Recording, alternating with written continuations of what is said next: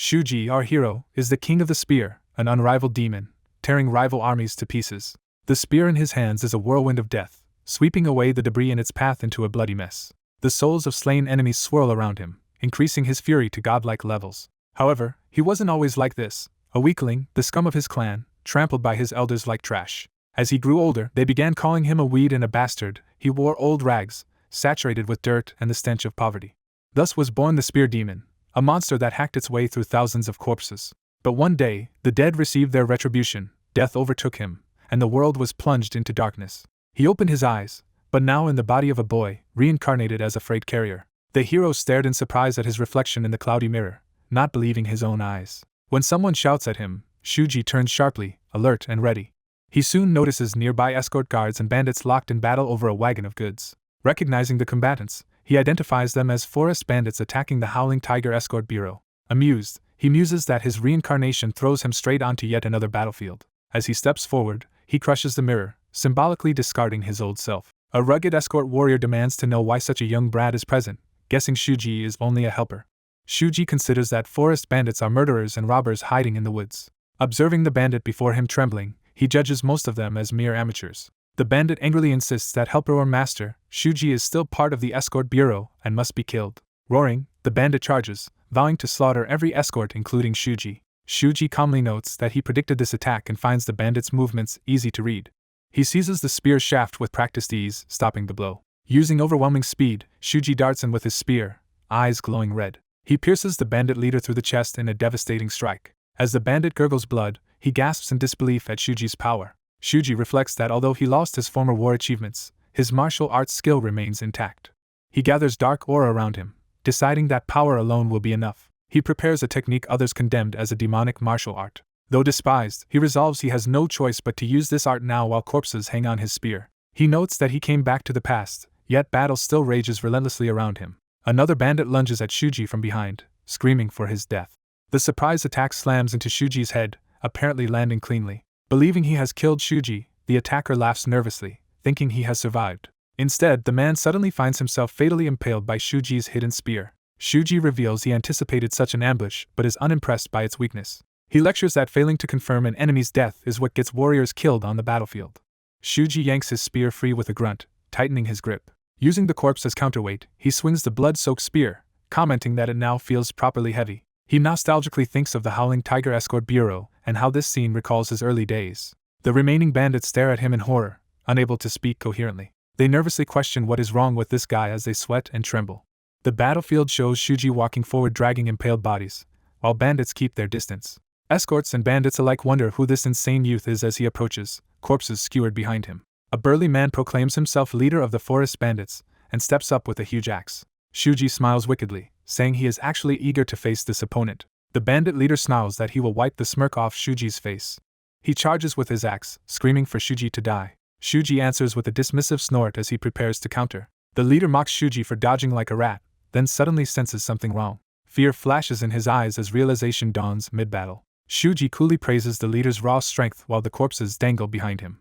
He then concludes that brute strength is all the man really has. With one sweeping spear stroke he disembowels the leader, sending blood spraying. Spattered in gore, Shuji remarks that what he just displayed is a true attack. The surrounding bandits whisper that Shuji felled the leader in a single blow, and call him a monster. Shuji, puzzled, wonders aloud why the spear suddenly feels so light in his hands.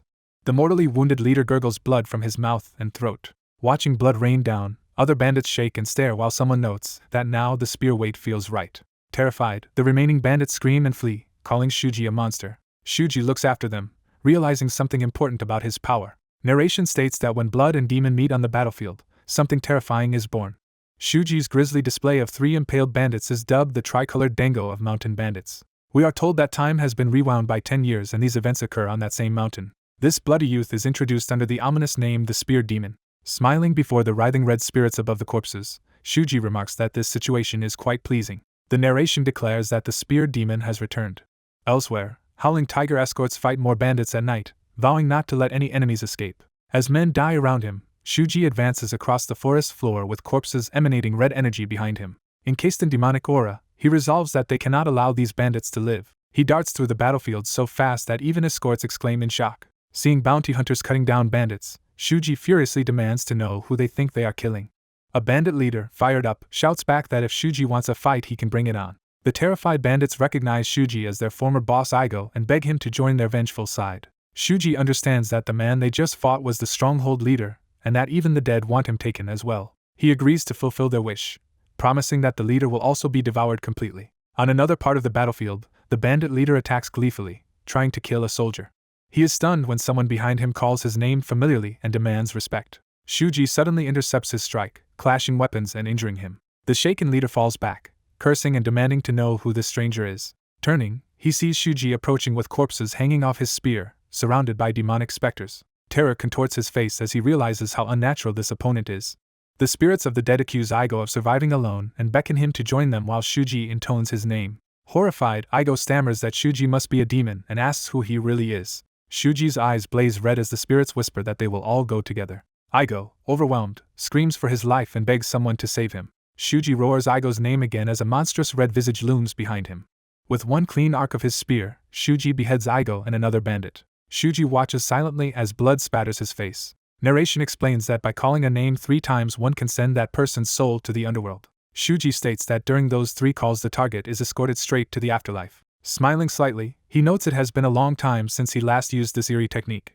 The scene shifts to a moonlit mountain pass, foreshadowing events 10 years earlier. A young soldier claws his way up a rocky ledge during harsh training, swearing angrily. Exhausted and bleeding, he laments that as a rookie he gets all the dangerous scouting missions. Resting against a rock, he curses the army for lying about easy food and safety. Complaining that this life is no better than slavery, he fails to notice a pair of red eyes watching from a dark cave behind him.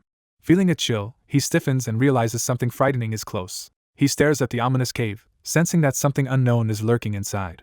Terrified, he decides it does not matter if the presence is beast or ghost, he must not look back and should flee. As black tendrils grab him, he vows not to die here and repeatedly tells himself not to turn around. A sinister voice asks what he hopes to gain by struggling so hard to live. The shadowy figure says the soldier's life is worth no more than a bug's and tempts him to gamble on changing it. The voice suggests that accepting such a gamble might be his one chance to alter his miserable fate. The frightened man hesitates and questions how he can trust such tempting words. Amused, the demonic figure laughs at his courage and asks for his name. After a nervous pause, the soldier answers that his name is Shuji. The entity reacts sharply, demanding that Shuji repeat what he just said. Shuji snaps back louder, insisting that his name is Shuji. The demon presses once more, ominously asking him again for his name. Before Shuji can finish repeating it, the demon suddenly seizes him by the throat. In an instant the demon lifts Shuji effortlessly through the air, shocking him. Gasping for breath, Shuji realizes the entity crossed the distance faster than he could see. While holding him aloft under the full moon, the demon explains that if Shuji wants to kill someone he must ask that person's name 3 times. Narration clarifies that this being is Shuji's future master, the one who granted him demonic power. The master promises that, regardless of how the victim answers, using this ritual will let Shuji kill anyone. We are told this terrifying figure is the infamous martial world villain known as Blood Demon Kokofu. Returning to the present, Shuji charges through the battlefield as waves of blood-like energy carve through foes. While fighting, he notes in surprise that something about his condition feels different. More bandits charge, calling him a monster and trying once more to cut him down. Shuji observes that, strangely, he now feels unusually calm. With glowing eyes he skewers another opponent, and thinks that his mind has never been clearer. He reflects that the demonic power Kokofu granted him was originally incomplete. That power was meant to seep into his bones, cloud his thoughts, and slowly corrupt him, yet now he feels refreshed. Puzzled, he asks himself what exactly has changed within him. Demonic energy erupts around his dantian and surges through his body in a new, more stable form. The energy flows from his core to his head and hands, showing his demonic power fully awakening in this reincarnated body.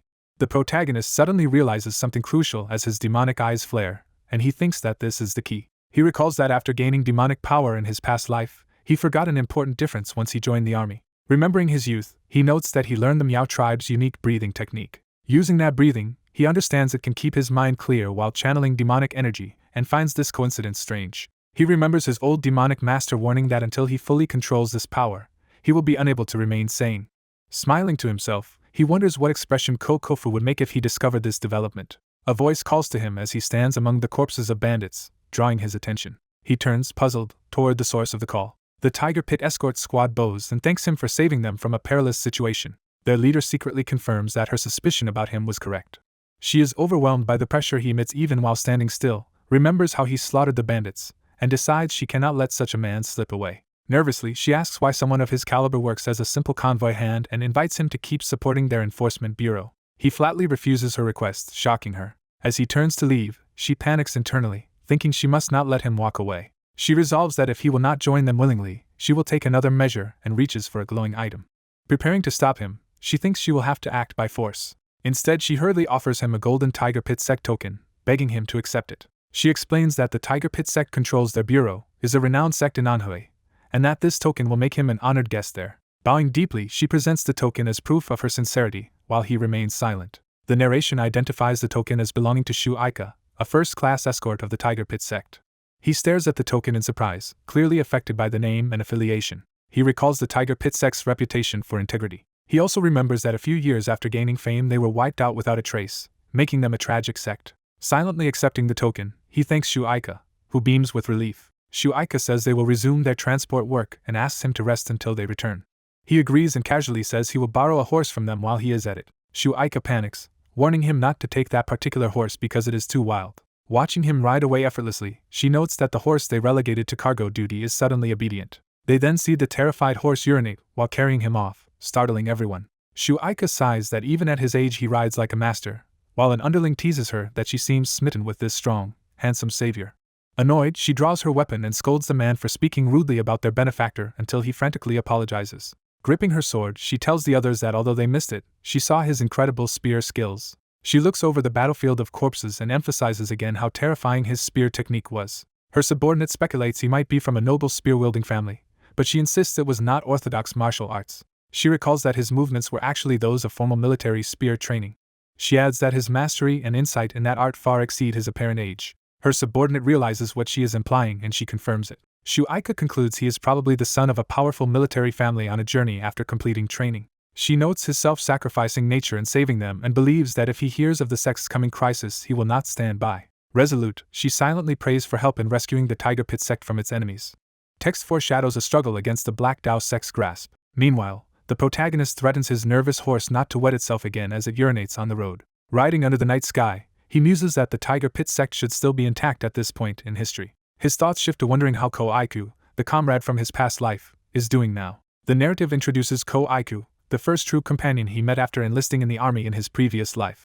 A flashback shows young Shuji being assaulted in camp by bullies demanding food tribute from new recruits. Shuji, still inexperienced, protests that no one told him about such a rule. The main bully laughs and explains that recruits must surrender their meals to seniors or be beaten. Watching, Aiku internally mocks this pecking order and realizes that with Shuji's arrival he is no longer the newest recruit. The bully moves to beat Shuji, but Aiku instead asks if Shuji will not take his rations and threatens to smash his face. Aiku hurls a potato into the bully's mouth with enough force to knock him back. Striding forward, Aiku tells the bully to keep the potato and use it to fill his stomach. He adds that this only applies if the bully still has teeth remaining. Aiku then unleashes a rapid barrage of blows that devastates the larger man. The bully crashes to the ground, screaming in pain as Aiku stands over him. Aiku warns that if the man wants more punishment, he can come back and Aiku will knock out the rest of his teeth. Afterward, Aiku tells Shuji he should not have intervened on his behalf. He advises Shuji that if he wants to survive in the army, he needs to eat. Shuji silently accepts the offered food, beginning their connection. The narrator states that this is how the two of them first met. Aiku cheerfully reminds Shuji that as his direct senior he will be looking after him. Shuji describes Aiku as not just his only comrade, but effectively his sworn brother. Introducing himself as Koyoi, Shuji gives his name during their first real conversation. In that first meeting, Shuji asks Aiku's name, prompting the other boy to answer. The narration jumps ahead, saying that later, while the two struggled desperately to survive, everything changed. In battle, Aiku screams Shuji's name in horror. A blood demon named Kokofu appears on the battlefield. During a confrontation on a cliff, Aiku aims a flare and demands that Kokofu release Shuji. Strangled in the demon's grasp, Shuji tells Aiku to run. Aiku shouts again for Shuji's release while Kokofu coldly agrees to let him go. Kokofu promises he will indeed release Shuji. Instead, he casually flings Shuji off the cliff, shocking both brothers. Aiku screams Shuji's name in anguish. Kokofu taunts Aiku, asking why he is unhappy when he got what he wanted. Consumed by rage, Aiku charges Kokofu with an explosive bomb in hand. As he is about to throw it, Shuji yells for him to stop. Aiku briefly hesitates and looks back in shock. From below, Shuji, still clinging to the cliff, urges Aiku to forget him and escape quickly. Kokofu, however, announces he will not kill them yet and instead offers them a deal. He proposes that if they obtain a rare healing herb for his internal wounds, he will grant them the strength needed to survive. Leaning in, Kokofu demands their answer. Aiku glances at Shuji, silently weighing their options. Shuji meets his gaze, understanding they are trapped. Shuji narrates that ultimately they had no choice but to accept. Together they tell Kokofu that they accept his offer. Kokofu approaches with ominous demonic power, evaluating their determination. He explains the existence of unrestrained demons, corrupted souls devoured by tigers who serve as subordinates and gather souls to elevate their master. He then reveals his own demonic technique, the art of the unrestrained demon, which harnesses the grudges of the dead to raise spiritual rank. Kokofu outlines the technique's 3 stages and 10 levels each, describing its effects on demonic energy and poisonous blood as Shuji and Aiku train under him. He boasts that he reached the transcendent stage and rose through its levels, trampling the world until concepts like good and evil lost meaning. Commanding them to engrave his teachings in their hearts, he orders them to slaughter endlessly on the battlefield to gain the power to change their destinies. In another battle, Aiku calls out to Shuji as they charge forward. Shuji shouts Aiku's name in answer as they fight side by side. They vow together that they will survive no matter what. Later, in Kokofu's cave, he declares their latest agreement will be the final deal between them. He demands they now procure a legendary 100-year snow ginseng and asks if they can handle it.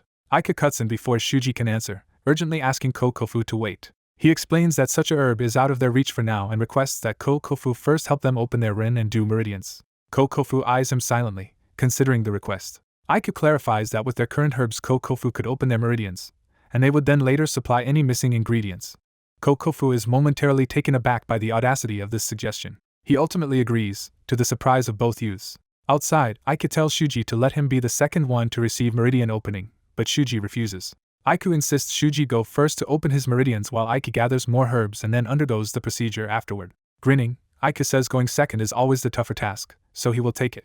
Shuji sighs and reluctantly agrees. They seal the promise with a fist bump. Time passes to a stormy day when Shuji, riddled with arrows and clutching a box of herbs, staggers back toward the cave. Exhausted and in tears, Shuji reassures himself that he has gathered every required herb and that his brother and master will now be safe. He repeats to himself that everything should be all right.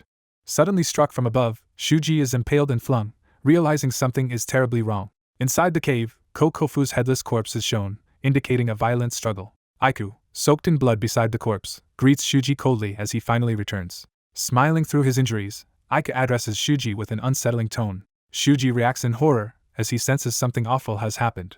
He charges into the cave, screaming Aiku's name. Cradling the mortally wounded Aiku, Shuji frantically demands to know what happened. Aiku calmly explains that Kokofu never planned to let them live, so he struck first before the old demon could kill them. Shuji realizes that Aiku sent him to open his meridians first precisely so Shuji would survive their mutual kill plan against Kokofu. Aiku, barely conscious, looks up at Shuji as rain and blood drip down. He tells Shuji not to cry, saying killing one half-dead old man was no big deal. Kokofu's disembodied voice then asks Shuji if he understands why he was allowed to live. Shuji learns it is because he once served in the Tiger Enforcement Bureau, linked to the Tiger Pit sect. Aiku reveals he is actually the last survivor of the annihilated Tiger Pit sect and reminds Shuji that he once spoke fondly of serving there. Aiku recalls how Shuji praised the sect leader and his wife as good people. He says that was when he began to see Shuji as family, since Shuji was the only one who spoke kindly of his parents. Aiku admits he is truly glad he met Shuji. Clasping Shuji's hand, he asks that if Shuji ever gets the chance, he will avenge him. Back in the present, Shuji clenches his hand and vows that in this life things will be different. Riding toward Anhui, he resolves to prevent such a grudge from forming by changing the future from the start. He decides his first objective is to stop the Hu clan's destruction and believes saving the Tiger Enforcement Bureau may already be altering history. Arriving at the Tiger Pit sect's gate, he thinks that the change so far is not enough and asks aloud if this is the right place. Dismounting with his horse, he calls out to a nearby disciple. The startled disciple turns and asks what he wants. Shuji beckons him closer, saying he only wants to ask a question. The disciple angrily rebukes him for being rude and swings a slap at him. Shuji instantly subdues the man by grabbing his head and telling him to shut up. With glowing eyes, Shuji demands that the man answer his questions truthfully. He asks whether that nearby manor is the Tiger Pit sect, and the terrified man confirms it is. Shuji then lists the sect leaders' names, which the disciple admits are correct. Shuji asks if their son is named Ko Aiku, and the man hurriedly protests that this is wrong. Shocked, Shuji exclaims that the son is not Ko Aiku. The bruised disciple affirms this but hesitates, confusing Shuji further. Shuji wonders if time travel changed reality but dismisses it since everything else matches his previous life, leaving him baffled. Grabbing the disciple by the collar, Shuji threatens him to make sure he is not lying. He warns that if he goes to the Tiger Pit sect and actually finds someone named Ko Aiku, there will be consequences, forcing the man to insist that such a person exists. Shuji notices the contradiction and points out that is not what the man said earlier. The disciple reminds him that he had asked if the sect leader had a son named Ko Aiku. Yelling in exasperation, the man clarifies that the Tiger Pit sect has no sons at all, only one daughter. Shuji is stunned as he imagines a beautiful young woman and learns that in this life Ko Aiku is actually a woman. The protagonist recalls the gentle Aiku from his past and rejects the thought with disbelief. He reels from the realization that the renowned warrior Aiku is actually a woman. Considering his golden token, he weighs infiltrating Tiger Pit sect against the risk of hindering future plans. While he searches for another option, a stable worker bursts out and angrily calls to him. The burly man furiously scolds him for showing up so late as if nothing happened. He punches the protagonist and sneers that work should never be trusted to a homeless kid. The man rants that he ordered him to clean the horse droppings, yet the boy ran off. Dragging the protagonist along the ground, the man wonders where the others are while the boy thinks this misunderstanding is actually convenient. At the stables, the man, Wu Twin, introduces himself as Tiger Pit sect's stable master and assigns the boy to feeding and mucking out under him. Wu Twin reminds him that working here is better than being homeless, and that he explained everything 2 days earlier. The boy blankly replies that he does not remember, further irritating Wu Twin. Wu Twin complains that the boy has poor memory, backtalks elders, and should remember eating leftovers and sleeping in the stables. He explains that both of them are expendable in the sect and that only pity for the boy's homelessness led the sect leader to take him in, so he must endure the hard work. The boy tersely agrees to do the job. Suddenly a powerful horse goes wild, forcing those nearby to dodge in shock. Wu Twin is thrown and rolls away screaming in pain. The crazed horse stomps and snorts, clearly agitated. The protagonist wonders why the horse suddenly rampaged and where it came from as others scream. Onlookers watch the injured stable boys and praise the horse as a high-grade animal. From the steps, a Zhao clan young master and his guard remark on how expensive yet difficult the horse is, then notice a stable boy has been hurt. The Zhao youth dismissively compares the stable boys to dogs and orders that they be tossed some feed. The injured workers whisper that the lecherous Zhao youth from Zhao clan manor has come again, wondering what he wants. The protagonist recognizes Zhao Taihan as the mastermind Aiku once blamed for Tiger Pit sect's downfall and listens as the Zhao youth complains about the smell. Hearing the words Zhao clan manor, the Zhao youth sneers that merely being seen by these poor sect members feels dirty. Tiger Pit sect's leader, Ko Jinan, appears to greet the visitor and is surprised at his young master Zhao. Ko Jinan formally asks why the Zhao heir has come. The Zhao youth bows and says he has only one reason to visit his father-in-law. With a leering smile, he announces he has come to see his future bride. Ko Jinan coldly states he never consented to any marriage involving Aiku. The Zhao youth insists that once Aiku turns 16 he intends to hold the wedding. Ko Jinan grits his teeth in suppressed rage. The Zhao youth boasts that the planned wedding with Aiku is already famous in the region, and even children sing about it. Ko Jinan accuses him of spreading that rumor to ruin his daughter's future. Laughing it off, the Zhao heir denies ill intent and says their Zhao clan would not go to such lengths merely to marry Tiger Pit sect's daughter. Ko Jinan explodes, calling him an insolent brat for belittling his daughter. Suddenly both Ko Jinan and the Zhao men are startled by someone's arrival, petals drifting as they turn. Aiku steps forward gracefully, prompting her father to act. Ko Jinan bluntly declares that there will be no engagement between their families, shocking the Zhao youth. Aiku herself asks Zhao to stop concerning himself with her, and tells him to seek another woman, identifying her as Ko Jinan's daughter. Stammering, the Zhao heir tries to argue, but Ko Jinan cuts him off, saying there is no point continuing due to the danger of rumors. Aiku firmly states she has no intention of marrying him or anyone from Zhao clan manor and orders them to leave. As she walks away, the Zhao youth fumes that she is arrogant despite the sect's poverty, and his guard asks what to do next. He decides they only stopped by on their way to the brothel and tells his men to leave for now. Walking off, he and his companion agree Aiku is even more beautiful than the rumors claimed. The Zhao youth explains that this overwhelming beauty is why he is obsessed with her. He repeats the saying that Aika's looks could topple a nation and says it is not an exaggeration. He muses that such a powerless but stunning woman is bound for tragedy and is wasted as Tiger Pit sect's daughter. Laughing, he calls her a pitiful girl because a wicked man like him has set his sights on her. Mounting his horse, he urges it toward the brothel. The animal refuses to move, puzzling both him and his guard. The guard wonders if the horse is sick. The horse suddenly foams and collapses, alarming them. The Zhao youth is thrown violently as the dying horse falls. Watching from the shadows, the protagonist notes the horse's sudden collapse and wonders where the stable boys are. He holds the horse's bloody liver in his hand, revealing he removed it. He thinks that he took the organ without leaving a trace, so no one will know why the horse died. He reflects that all of this misfortune ultimately stems from Zhao Taihan. He concludes that Zhao Taihan is the true cause behind everything. He recalls Aika telling him in his previous life that Tiger Pit sect's destruction resulted from a power struggle with Zhao clan manor. He realizes Zhao Taihan was secretly manipulating that conflict from the shadows. He acknowledges that Aiki knew this and still bore the burden. He understands that she viewed her own beauty as a curse because of the role it played. He remembers the moment she burned her own face with fire. Now he finally grasps her reasons and clenches his burning, bloodied hand. Resolute, he decides there is no reason to hesitate in avenging his sworn brother. He races across rooftops, declaring that from this moment on his assault begins. Perched above, he vows to take action against Zhao Taihin's agents. Night falls over Naimatsu Prefecture in Anhui Province, where his new target resides. As he strides through the lively night streets, background chatter and tavern calls mix with jeers telling a drunk to leave. Passing a domestic quarrel, he hears a man berating his wife while cries echo through the night. He stops before a shuttered building marked by a huge dark cross. The decrepit storefront creaks ominously under the weight of that mark. He notes that it has been a long time since he last came to this place. He steps inside the workshop. The scarred blacksmith inside demands to know who he is. The protagonist answers that his name is Shuji. The blacksmith denies knowing that name, claims to be retired, and tells him to leave. Shuji calmly sits and says he already knows that but wants the man to forge him a hammer. The blacksmith scoffs and asks if he is serious. Shuji gives precise specifications for the hammer's dimensions and shape. He adds a weight limit, startling the old craftsman. The blacksmith objects that such a light hammer is useless for driving nails. Shuji replies that he does not intend to use it for carpentry. The blacksmith grudgingly asks what else Shuji wants. Shuji orders crocodile leather bindings of specific length and a properly heavy forged weapon. The blacksmith asks whether he wants a sword, axe, or spear. Shuji answers that he wants a spear. The blacksmith tests him by explosively swinging a metal bar, shattering stone. He then offers Shuji his best existing spear but says its blade still needs a day of sharpening. Shuji accepts the delay and asks if the man has any small, sharp weapons as well. The blacksmith enthusiastically replies that he does and smashes open a crate. A pile of iron caltrop-like spikes spills out. Shuji recognizes them as iron thorn spikes and decides to buy the lot. When asked where to deliver the order, Shuji says he will return to pick it up himself. The blacksmith warns that so much equipment will be expensive.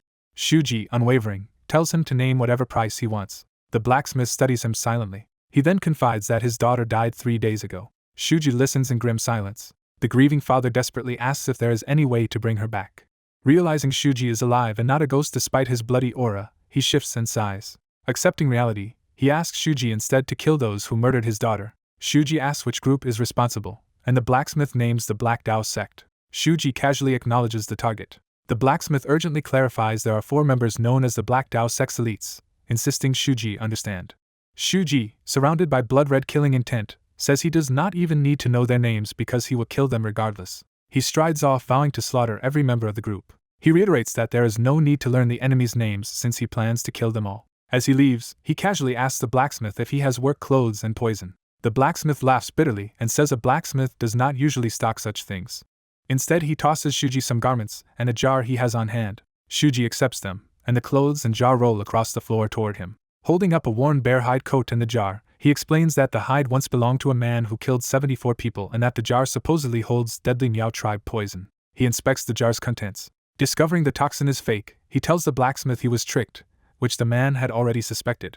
Shuji decides to take it anyway, thinking that even if it is weaker than true Miao poison it will still be useful. He says he will retrieve his custom weapon tomorrow and moves to leave. Opening a side door, he notices a pile of large animal bones and asks what they are. The blacksmith says he used that tool for slaughtering livestock and wonders if something is wrong with it. Shuji deems it acceptable and asks to borrow it until his ordered weapon is ready.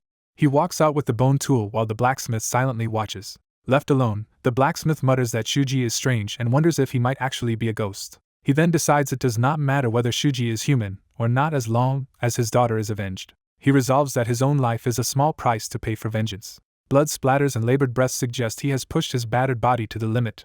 That night, guards stand at the Black Dao sect's main gate. They notice something approaching in the darkness. They see Shuji in work clothes heading straight toward them. One guard warns him that entry is forbidden during an important meeting and complains about the foul-smelling object in his hand. Shuji suddenly appears behind a guard and strikes before he can finish speaking. The remaining guards are shocked by the swift, bloody attack. Terrified, they see Shuji wreathed in crimson flames wielding the heavy livestock bone. As more guards rush him, they realize with horror that he is beating them to death with a horse's bone. Shuji tests the improvised weapon under the moonlight and decides it will serve adequately. He recalls that in his past life their counterattack cost many comrades, but this time he intends to prevent any escape. Using memories of their leader's escape route, he vows to exterminate every member of the Black Dao sect. He opens another gate, leaving a trail of maimed bodies and screams behind him. The corridor beyond is littered with corpses as he advances deeper into the sect. He impales another enemy with iron spikes, eliciting another scream. Walking through a hall strewn with blood and bodies, Shuji continues forward unfazed. Inside, one of the sect's elites hears the disturbance and looks out. Seeing only a boy with a bloody bone, the elites initially dismiss him as a brat causing trouble. One complains that his nap was interrupted. Another calmly notes that the sect leader is occupied with a guest and promises the intruder will be dealt with quickly. Shuji gauges their strength and identifies them as the 4 elites of the Black Dao sect. One elite charges at him, calling him arrogant. As the brute closes in, he suddenly realizes something is wrong. Shuji's counterattack cripples him, provoking enraged shouts from the remaining elites. Another elite reacts in shock as Shuji targets his eyes. Screaming about his blinded eyes, the man staggers while Shuji relentlessly presses his assault. The bald Black Dao fighter rushes the wounded protagonist, who is called quick but still outnumbered. The protagonist plants his foot, preparing a sudden counter. He dodges and smashes the horse bone into the charging enemy's face at close range. The blow sends the man flying and blood spraying, shocking the other attackers. The bloodied bone spins wildly through the air after the strike. The protagonist calmly catches the dripping bone again, unfazed. The impact leaves a crater in the floor, emphasizing his brutal strength. One enemy clutches his ruined eyes and collapses as the protagonist lands behind him. The protagonist mercilessly pounds that blinded foe's head into the floor until he dies. Another thug, half-crippled and furious, curses and tries to rise toward the protagonist. The protagonist promises to make this man suffer the same pain he caused others and advances. He dashes forward with a dismissive grunt, closing the distance. While attacking, he mocks how the bandit boss who has always robbed others now feels pain at being robbed himself. He smashes a large ceramic jar over the boss's head, drawing another scream. Watching the man groan and stagger, the protagonist comments that the situation is pathetic. In a dark, demonic tone, he says he is not just here to steal belongings but to take their very souls. Elsewhere in the hall, another Black Dao man has his hand pierced and screams as he faces the protagonist's ally. The bald elder of Black Dao panics internally, marveling that no one in their sect fights as viciously as this youth who charges and wielding only a horse bone. Seeing the youth wreathed in murderous red aura, the elder concludes in terror that he is a monster. The protagonist walks forward through pools of blood, leaving bloody footprints.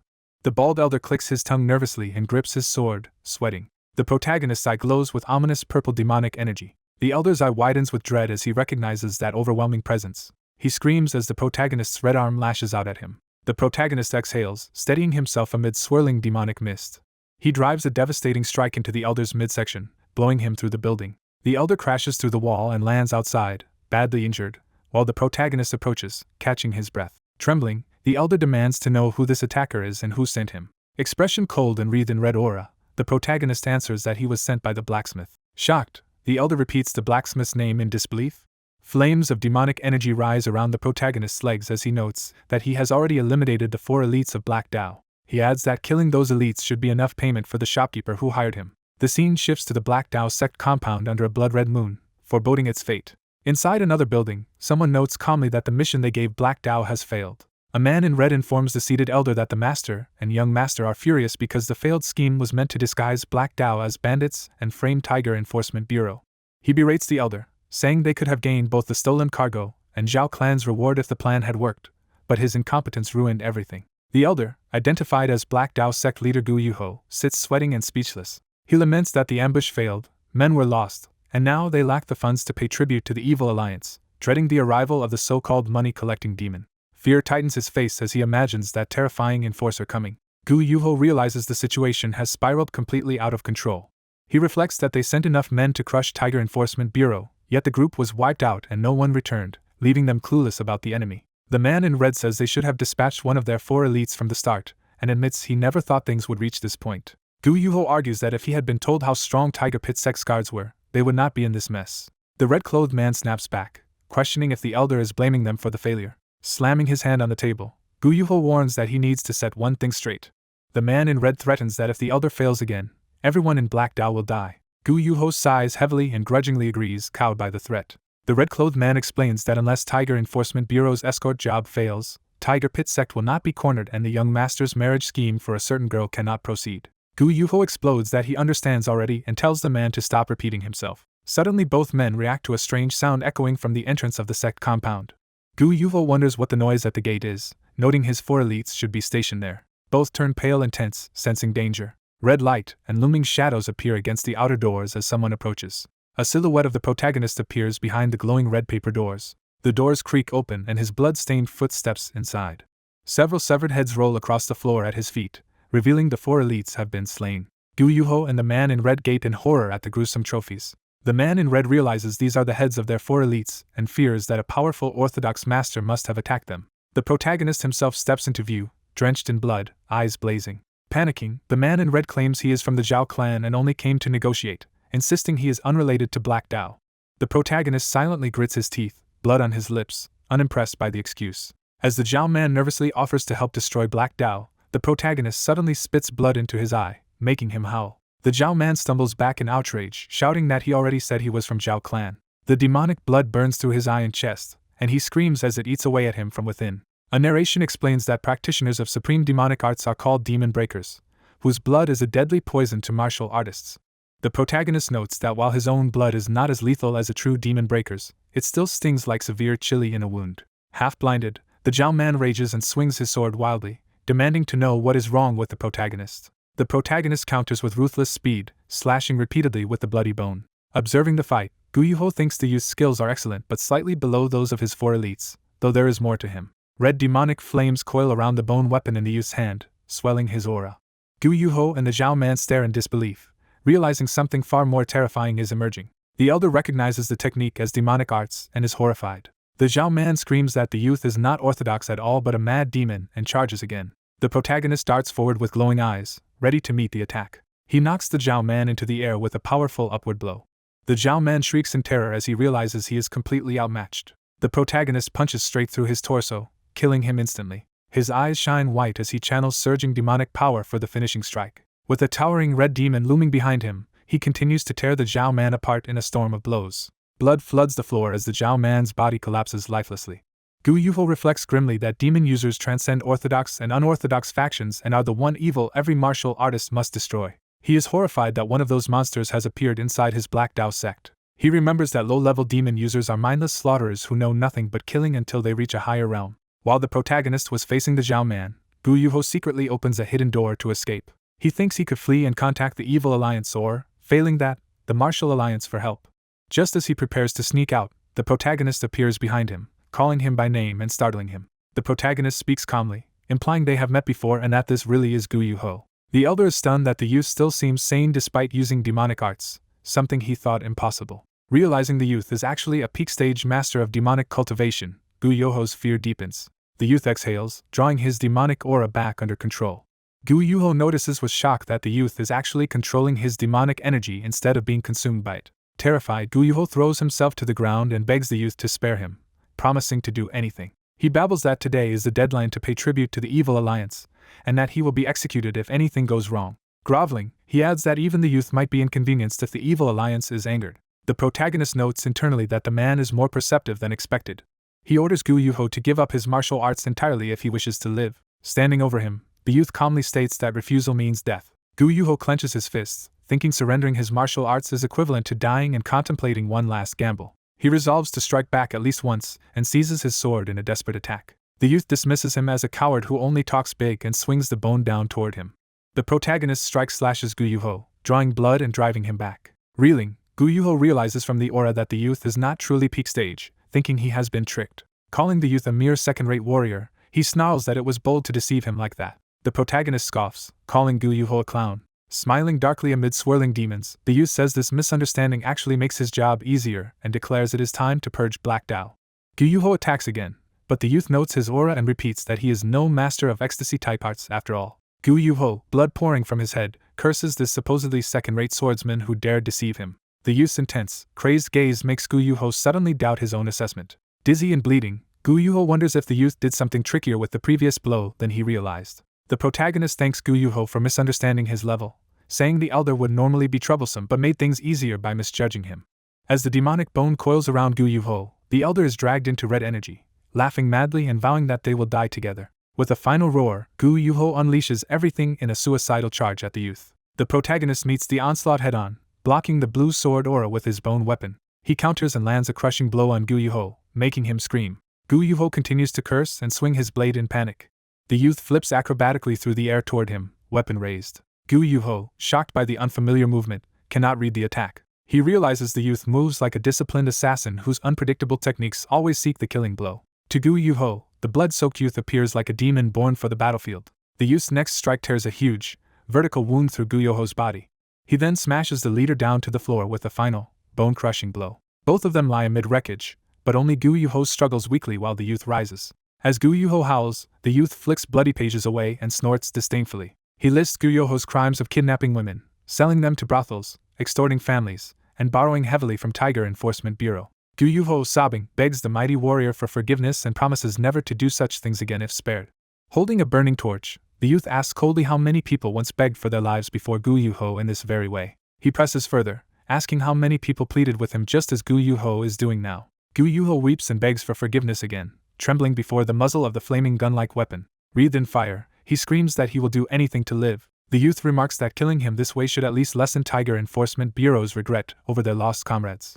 Hearing the Bureau's name, Gu Yuho suddenly realizes this youth might be the source of all their recent troubles. The protagonist, bathed in blood and fire, is identified as the root of Black Dao's downfall. Blood drips from his fist as Gu Yuho's burning body collapses among scattered, flaming documents. Red demonic flames roar behind the youth as he watches the inferno consume the Black Dao estate. Standing in the blaze, he pants heavily, still wrapped in murderous aura.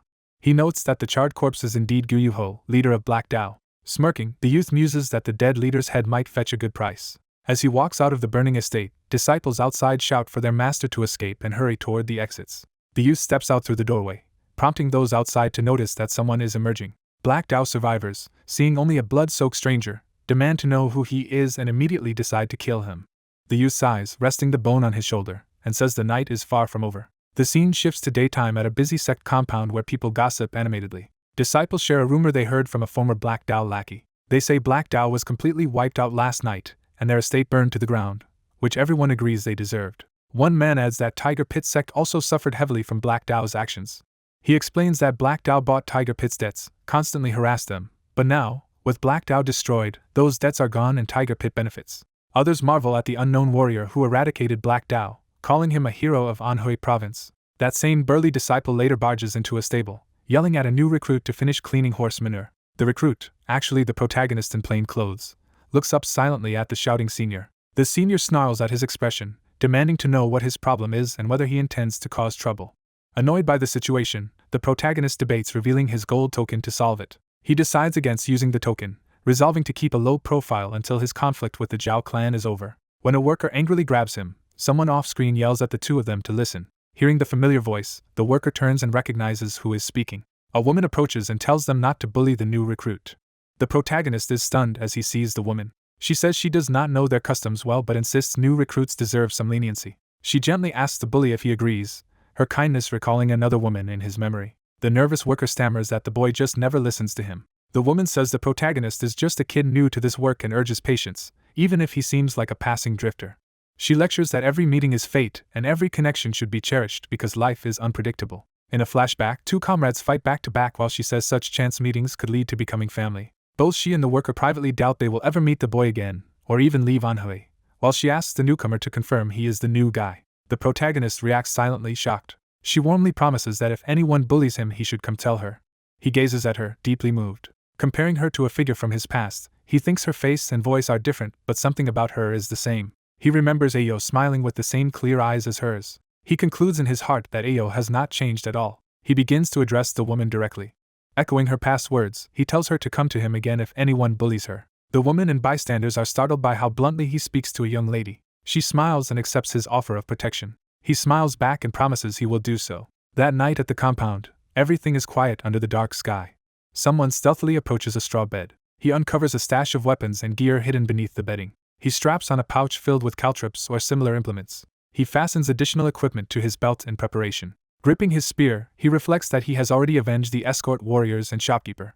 Cloaked and armed, he strides out into the night. He resolves that from this point onward his course is set. Moving across the rooftops, he declares it is time to hunt down his sworn brother Ayo's killer. The scene shifts to Anhui province at night, showing the brightly lit city. The target is revealed as the Zhao clan manor within Anhui. He leaps over the outer wall while guards stand unaware. A flash of light and motion marks his landing inside the compound. A patrolling guard notices a disturbance as a sudden gust whirls around him. Before the guard can react, the assassin appears behind him and strikes. The guard falls dead, blood spreading across the floor. His body is dragged away, leaving a bloody smear. Another guard walks past and notices the bloody trail and severed hand. The protagonist, now dressed as a Zhao guard, strides down the corridor past the hidden corpse. Two servant girls gossip that security is unusually tight after the Black Dao sect's overnight annihilation, assuming it has nothing to do with them as the disguised assassin passes. The protagonist silently assesses the situation. Elsewhere, two guards on a veranda sense something odd as the assassin watches them from the shadows. He flicks a small weapon that streaks away in a burst of light. Outside, multiple projectiles ricochet across the ground toward the outer sentries. One guard yelps as a caltrop pierces his foot. He stumbles back in pain, realizing the ground is suddenly littered with iron caltrops. As he gasps about caltrops, the assassin rushes in and slashes him down. The guard's body crashes against the wall, blood spraying. Another sentry hears the commotion and turns, still holding his food. Poison begins to seep onto the rice ball as he shouts at his companion for just sitting there and complains about not eating properly. The drugged man sits slumped and silent. Angrily biting into his food, the guard curses whoever is responsible. He storms over to the seated man, yelling at him to answer. As he advances, blood droplets patter onto the floor from above. Looking up in confusion at the falling blood, he realizes something is terribly wrong. The poisoned guard collapses dead, panicking the others nearby. The Zhao guards realize the food was poisoned and shout to secure the gates and arrest the kitchen staff. Watching from the rooftop with a jar of poison, the protagonist listens as they order the gates closed so no one can escape. Inspecting his specialized weapons and poison tools, he praises the late shopkeeper's craftsmanship. Satisfied that his equipment works, he prepares to pay the Zhao clan a proper visit. He vows that the Zhao clan name will be erased tonight.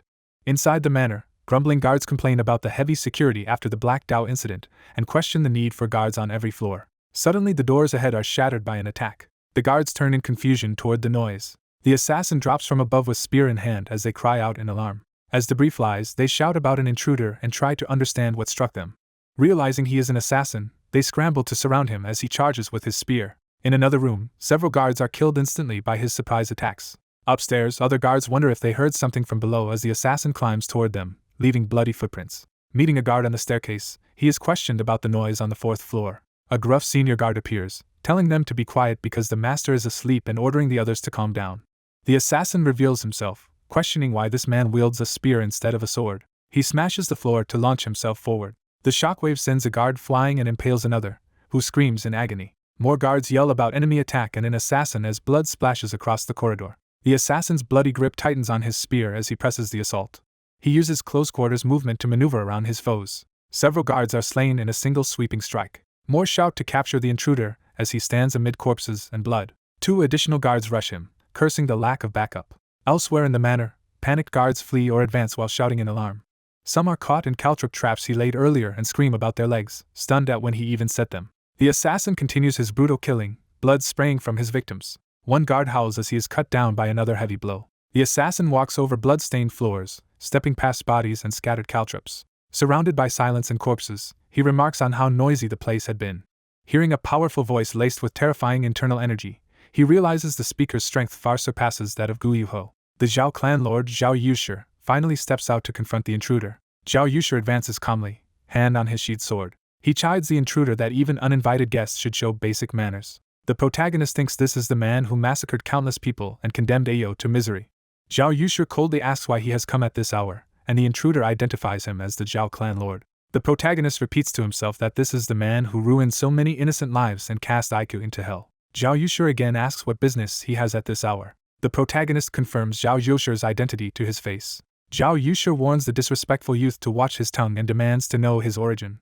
Sensing the assassin's unorthodox aura, Zhao guesses he might be from various notorious sects. The protagonist analyzes Zhao's strange yet focused chi and judges that the battle ahead will be difficult, then names his own affiliation as the Tiger Pit sect. Zhao Yushi is surprised, doubting that a Tiger Pit master could have raised someone as fierce as this youth. He presses, asking the assassin's relation to the Tiger Pit sect, and the protagonist answers that he is merely a guest. Zhao dismisses him as a low servant or stable hand rather than a true disciple.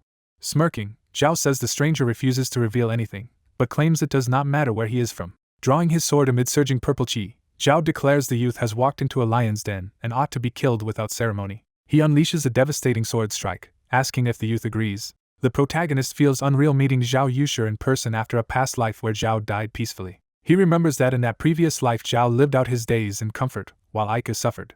He reflects that Aika once had to swallow his grief without getting revenge. Vowing that this life will be different, he resolves to avenge Aika here and now as they clash. Spear and sword collide in a blinding exchange as the fight truly begins. Their weapons smash together with explosive force. Zhao Yushi reacts in shock to the strength behind the blow. The assassin presses forward with another fierce charge while Zhao counters. Zhao's footwork pounds the floor as he moves with great speed. Zhao demands to know if the youth is using sorcery, bewildered by his techniques. He is further shocked to sense the Zhao clan's own internal art flowing from the assassin. The protagonist begins to answer with a cryptic grin. Surrounded by sinister red spirits, he asks Zhao why he thinks that is, inwardly noting that his spirit level now rivals Zhao's. He concludes that the true difference between them is his additional lifetime of experience. Zhao roars and launches another powerful purple sword wave. The assassin answers with his own sweeping spear technique. Bloodied but relentless, he darts in for a follow-up attack. Zhao blocks and critiques the move as decent but insufficient to defeat him. Their clash sends shockwaves through the room, splintering beams. Zhao boasts that such tactics alone cannot bring him down, rushing at the wounded assassin. Zhao wonders what the youth will do now, thinking even he would be crippled if his eye were hit by API's blast. The protagonist focuses intensely as golden projectiles streak toward him. He narrows his eyes and reacts at extreme speed.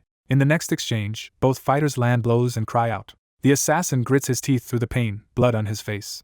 Zhao's blood splatters to the floor from a severe strike. He acknowledges that the youth is more dangerous than expected and that his own head was nearly severed.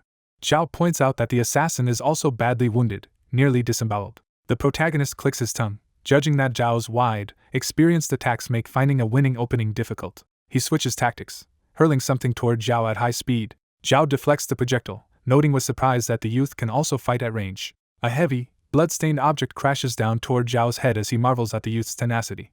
Zhao admits he is now truly curious about what kind of eccentric master raised the youth and offers to make him a subordinate if he surrenders. The protagonist sees through the ploy, realizing Zhao is using talk to set up his next attack. Zhao stomps the ground, initiating another powerful technique. The assassin reacts with alarm as the floor trembles. A massive sword arc bears down on him, and he braces himself with a frustrated click of the tongue.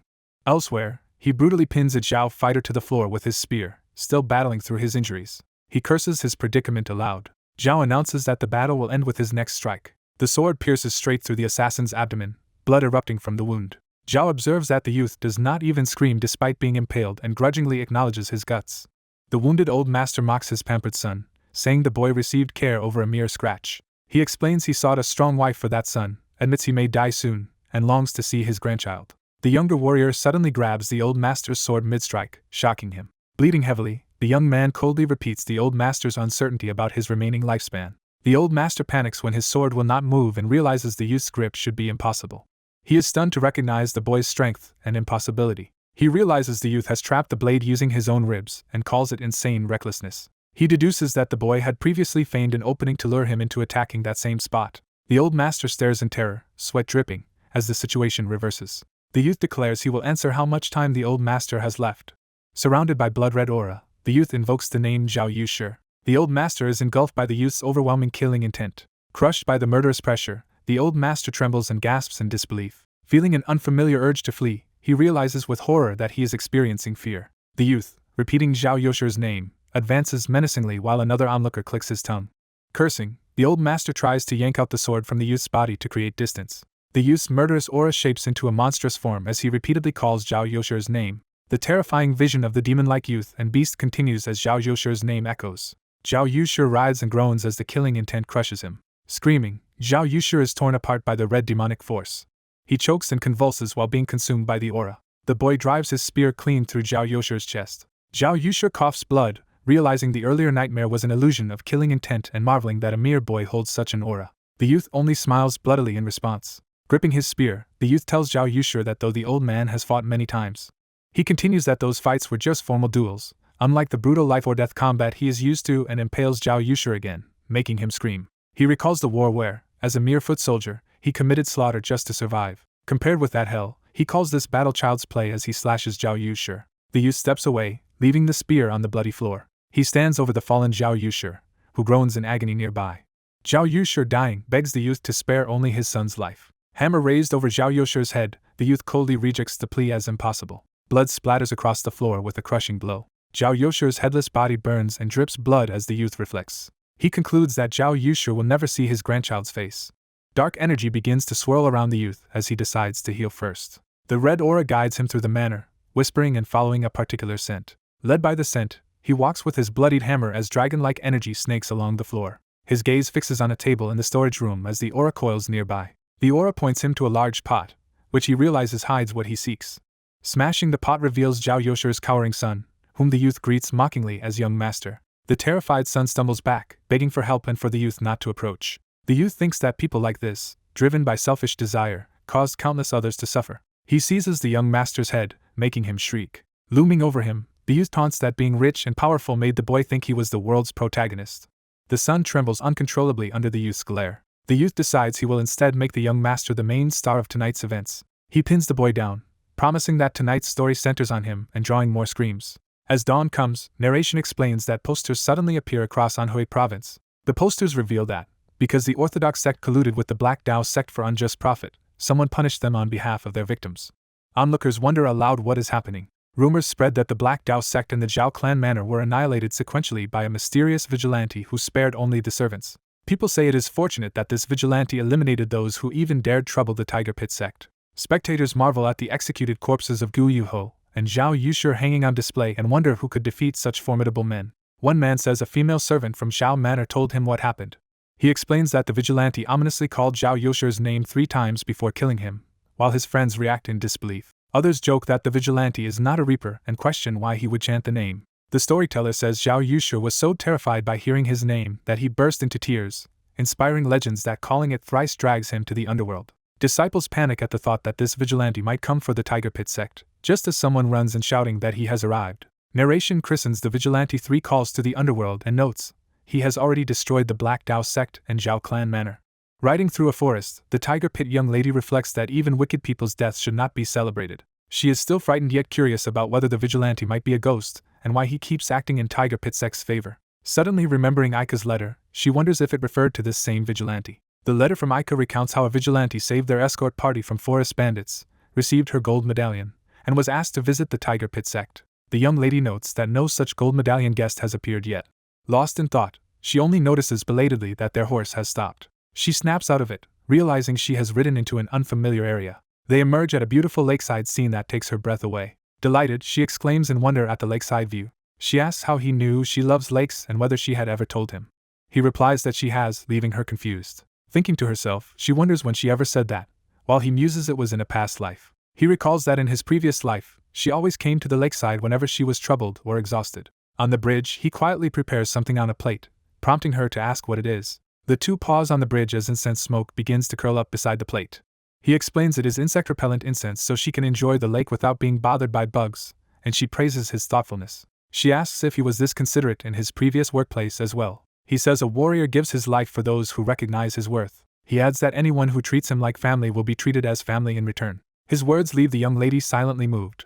She decides not to pry into his circumstances but hints she is curious. She assures him that while he is with the Tiger Pit sect, they will be his family. Her declaration makes him look up, thoughtful. He remembers a night in the past where, gravely wounded, he asked why someone had saved him. The woman told him she saved him because she was heiress of the Tiger Enforcement Bureau. He remembers her insisting that the bureau's master and his wife were good people. That image of the kind couple lingers as proof of their goodness. From that moment, he narrates, something began to change inside him. He says that was when he first started to see her as family. At that instant, a disciple runs up calling for the young lady, interrupting the quiet moment. The disciple announces in a panic that the escort party has safely returned. Excited, the young lady prepares to ride off to meet them while he watches silently. She jerks the reins, ready to gallop ahead. Apologizing, she dashes off first and reminds him to save room for the banquet that night. As she speeds away, others chase after her, begging her to wait. Watching her go, the youth smiles faintly and murmurs to himself. Gazing over the lake from the bridge, he thinks that this peaceful life is not so bad. That evening at the banquet, everyone raises cups in a toast to head escort Shuji, hero of the journey. The sect leader invites everyone to drink their fill in celebration, and the hall erupts in cheers for the Tiger Pit sect. Amid the festivities, the youth quietly eats and drinks at a crowded table. A burly disciple grabs his shoulder to get his attention. Jealous disciples angrily question who he thinks he is to accompany the young miss, claiming that only the old guard may protect her. One of them slams food toward him, ordering him to respond. They threaten to deny him food if he keeps acting arrogant, insisting there is nothing for him here. The young lady intervenes sharply, accusing them of bullying Shuji again. Intimidated, they hastily lie that they only wanted to share food with him. Sighing, she approaches with her own plate of sweets. She personally feeds him a dumpling and reminds him to tell her whenever others bully him. Worried he has not been eating properly, she urges him to report any mistreatment. Her father calls her to the head table, interrupting their conversation. She leaves after telling Shuji to eat well, while the jealous disciples glower. They grouse that a mere kid has won the young miss's favor only because of his good looks. Resigned to her order, one grumbles that they must now feed Shuji themselves. He angrily hurls a burning chunk of food at Shuji, shouting at him to eat it. Shuji wordlessly dodges the flaming morsel with ease. The bullies yell at him not to dodge and prepare another barrage. As they fling food, Shuji weaves through it, letting the sauces fly past while calmly catching and eating only the meat, enraging them further. Meanwhile, the banquet continues.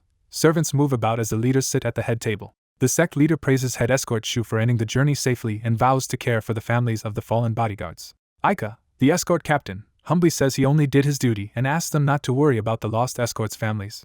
The young lady thanks Aika for his efforts and personally offers to pour him a drink. While she pours, she brings up the gold medallion guest mentioned in his letter and says she wanted to ask about that. Aika replies that he has not seen that vigilante here and wonders if the man ever visited Tiger Pit sect. The young lady answers that had he come, they would have honored him as a distinguished guest. Aika quietly acknowledges this, absorbing the implication.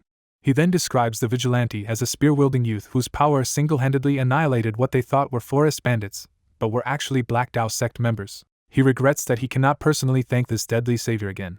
Aika privately thinks that if such a master could be recruited, their sect would grow stronger, and his subordinates would no longer have to die. Just then the young lady warmly clasps Aika's hand and addresses him. She praises how much he has done for Tiger Pit sect and urges him to wash away his regrets with a drink. She adds that many people are smiling tonight because of his efforts. Touched, Aika is momentarily speechless. He looks down at his cup, seeing the gentle drink in his hands. The sect leaders watch happily from above, thinking. They reflect that they and their men are finally relaxing together.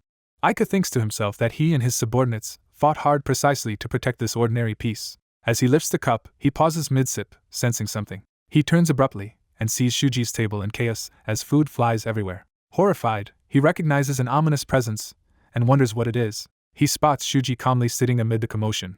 Aika realizes with shock that the boy from the road is here among them. Shuji meets his gaze and silently gestures for him to keep quiet. Aika, sweating and shaking, internally screams what Shuji is doing in a place like this while the young lady looks on, confused. Shuji thinks that it is not yet time for Aika to reveal the gold plaque and orders him to stay silent about his identity. Panting bullies complain that Shuji will not stay still, while he continues eating unbothered. Their leader finally rallies everyone to attack Shuji together. As they lunge, one pauses mid-motion in confusion. Shuji gives them an unreadable stare. He casually flicks a bone into a nearby jug, producing a loud crack. Another cloaked diner, bothered by the noise, tosses away his bone and tells them to be quiet while he is eating, leaving the bully baffled at this new annoyance. A thug insults a poor guest, ordering him to quickly eat the sect master's feast and leave. The straw-hatted stranger calls the thug feisty and decides to teach him a lesson. As the thug starts to complain, the stranger's swift hand strike stops him mid-motion. The stranger, unimpressed, asks what that weak move was. He praises the quiet youth for quickly seeing through his intention and says the boy has potential. Turning to the thug, he tells him to be grateful because that kid just saved his life. Watching him walk off, the thug wonders if the eccentric man is crazy while the boy stays silent. The stranger suddenly shouts for everyone's attention under the full moon. At the main banquet, an elder guest loudly thanks the host for the splendid feast. He adds that it is unfortunate the banquet only has cold sake, surprising those nearby. The straw-hatted man offers to remedy that by preparing hot sake for everyone himself. He slams his hand on the table, channeling power as others look on in confusion. His fingers press together against the table beside the sake container. Purple internal energy flares from his hand. Heat surges along the table, startling the guests as steam erupts everywhere. The sake in the cups boils violently. The man jokes that he accidentally overheated it so much that all the good sake evaporated. A swordswoman is shocked by the overwhelming power he showed with only internal energy. She realizes he is at least a peak-level master and asks inwardly who this terrifying monk is. He corrects that he is not a monk at all, saying he only picked up the wooden fish by chance.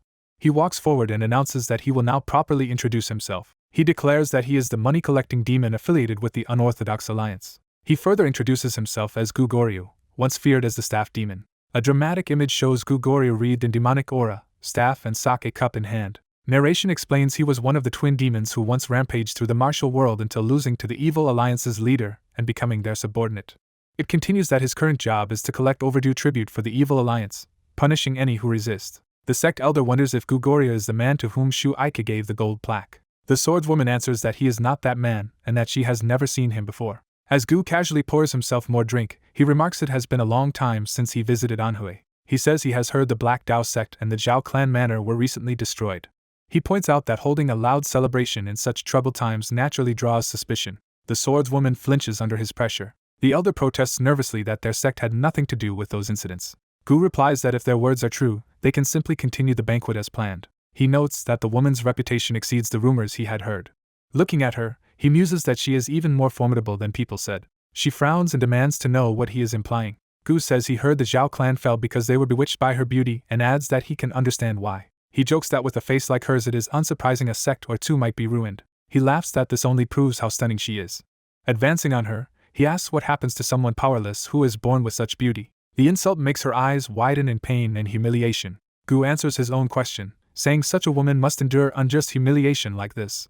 Outraged, the sect elder and his allies demand to know what he is doing. The elder warns that if Gu has come to pick a fight, they will not stand by idly.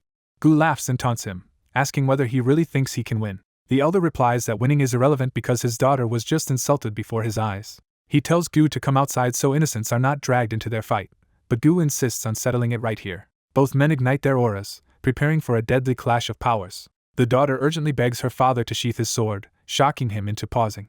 Fighting back tears, she wipes her cheek where the spit hit. She then calmly pours Gu another drink, thanking him for teaching them a hard lesson and calling it his payment. Gu sneers that even after he spat on her, she still serves him, calling her pathetic for a warrior's daughter. She responds that she is not enduring this to grovel but to show respect to a superior martial master as a junior warrior. Gu laughs that for someone so powerful, all he did was spit on a girl and asks if that is really what they find ironic.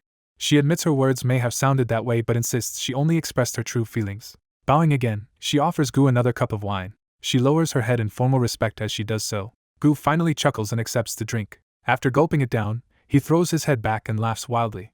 He drinks and cracks his knuckles, ready to move on. He apologizes to the sect leader for his earlier rudeness and again asks him to put away the sword. Grinning, Gu says he is doing this to save the sect leader's face and suggests ending the matter here. Father and daughter exchange a tense look before the elder resigns himself and begins sheathing his blade. Gu laughs that the girl is brilliantly sharp and jokes that if he were younger he would try to claim her. As he turns to leave, he remembers there is still one important matter. Gu explains that because the Black Dao sect was destroyed, he never collected their tribute and cannot return empty-handed without losing face. He states bluntly that he does not care who destroyed those factions, only that he must bring back the required amount of money. Gu reminds the sect leader that he just spared his reputation, so now the elder must help him save his own. The elder realizes Gu intends to collect money from orthodox clans as a so-called consolation fee. Gu calls that description ugly and insists it is merely a consolation payment, asking if the Tiger Pit sect has also paid. Laughing nervously, he says demanding such a fee from the powerful Namgung clan would only get him killed, not paid. He points out that the Tiger Pit sect earned plenty from their last venture, and should treat this as condolence money for the fallen Black Dao sect. Cornered, the elder agrees to pay but asks for some time to prepare the funds. Gu responds immediately with a brutal strike, refusing to waste time.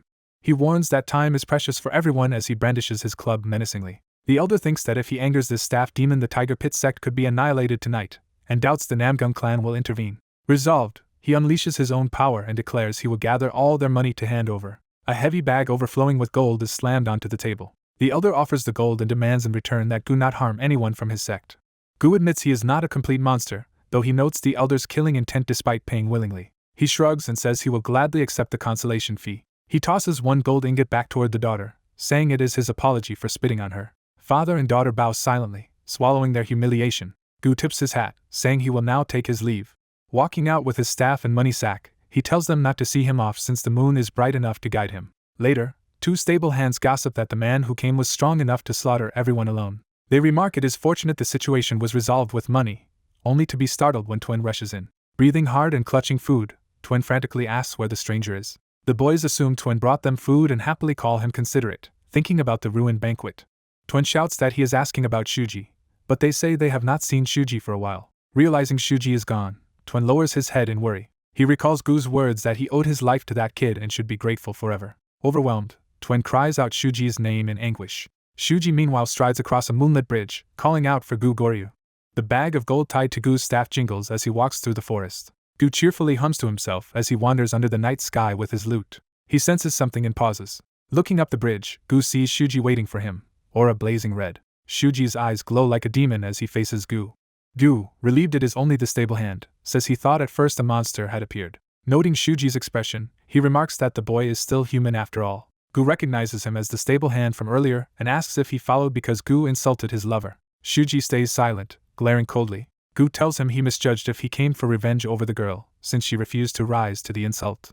He concludes that his provocation was wasted and there is nothing to avenge. Shuji retorts that Gu talks too much for someone pretending to be a monk and says he has heard enough. Shuji advances along the bridge, spear ready. He suddenly lunges at Gu and demands that he hand over the money. Gu bursts out laughing, saying it has been 40 years since anyone spoke to him like that and recalling the rogue Night King. He declares Shuji the newest challenger, as they clash violently. Gu swings his heavy club with deadly force. Shuji dodges with agile footwork and counters with his spear. He catches the weapon with intense focus, gripping tightly. Gu compliments the spear and asks its name. Shuji simply answers that it has none. Gu laments that such a fine spear and heirloom are wasted on the boy. He notes that his own weapon was once a spear as well. Gu explains that after the blade broke he repurposed it as a black iron club, durable though heavy. He jokes that if the blade remained he would be called the spear demon instead of the club demon.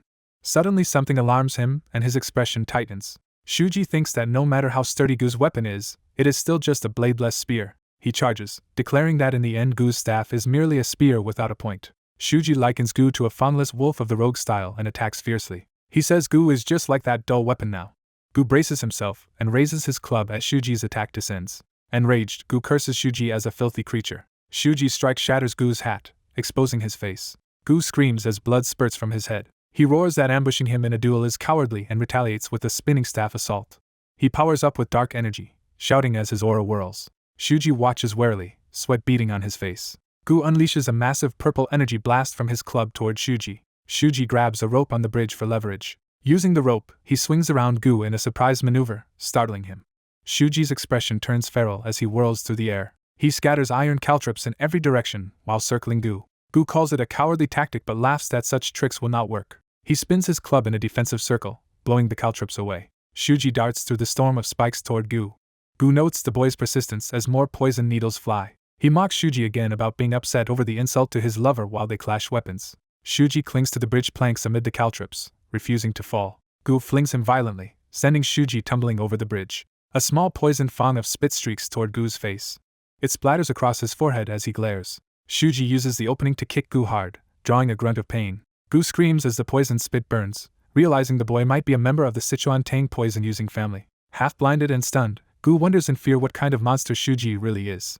Shuji, eyes blazing, brings his spear down in a final, roaring strike at Gu. The young fighter rushes forward along the bridge, swinging his weapon while his opponent dodges and retreats. The older warrior reels back in shock, clutching his face and sweating. The youth unleashes a powerful sweeping attack that forces the older man to block desperately. After narrowly surviving, the older man catches his breath and advances again toward the youth. He admits he misjudged the Tiger Pit sect and is stunned that a stable hand could possess such strength.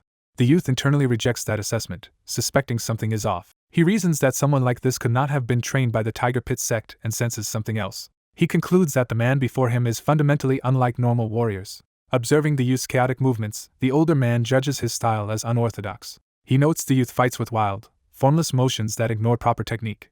The older man realizes the youth's entire body is being used as a lethal weapon. Steeling himself, the older man declares he does not care what hellish place the youth crawled from and challenges him to attack. Dark power flares around the older warrior as he prepares a deadly technique. He vows to personally drag the youth down to hell and channels purple energy into his staff weapon. In response, the youth retrieves his rope dart spear and readies himself. He grips the shaft with force as red energy begins to course through his hands. Surrounded by a sea of crimson spirits, the youth coldly comments that his opponent talks too much. The two warriors face off, their auras of red and purple clashing in the air. Wind and debris swirl around the collapsing bridge as they prepare to collide. Their faces are shown side by side, both unwavering as a strand of hair drifts between them. Each plants a foot hard into the bridge planks, bracing for a decisive charge. The youth's blade launches forward at blinding speed. A mass of dark energy surges toward him in counterattack. Their techniques crash together in a blinding explosion of pink light. The impact engulfs the bridge in a huge shockwave that bends the structure.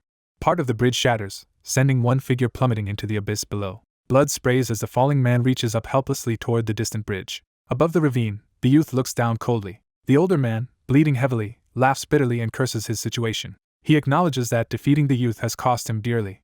From his perspective, however, he believes he has won and impaled the youth through the chest with his staff. The staff then rockets forward again with lethal speed. The shaft spins through the air like a drill aimed at the youth. Another violent clash of red power erupts as their weapons meet again. Both combatants strain in a power struggle, bathed in red light. The older man's lantern-like staff core glows as it channels its full force. The youth's eye widens in alarm as he senses imminent danger. He twists his body, trying to redirect the staff's force with his own weapon. The older man lunges, shocked by the youth's resilience as the tip closes in. Smirking through his wounds, the older man grudgingly praises the youth's skill. He offers his own left arm as a trade, implying he is about to sacrifice it to land a decisive blow. He drives the staff through the youth's torso, impaling him while accepting severe injury himself. Grinning savagely, the older man announces he intends to claim the youth's heart.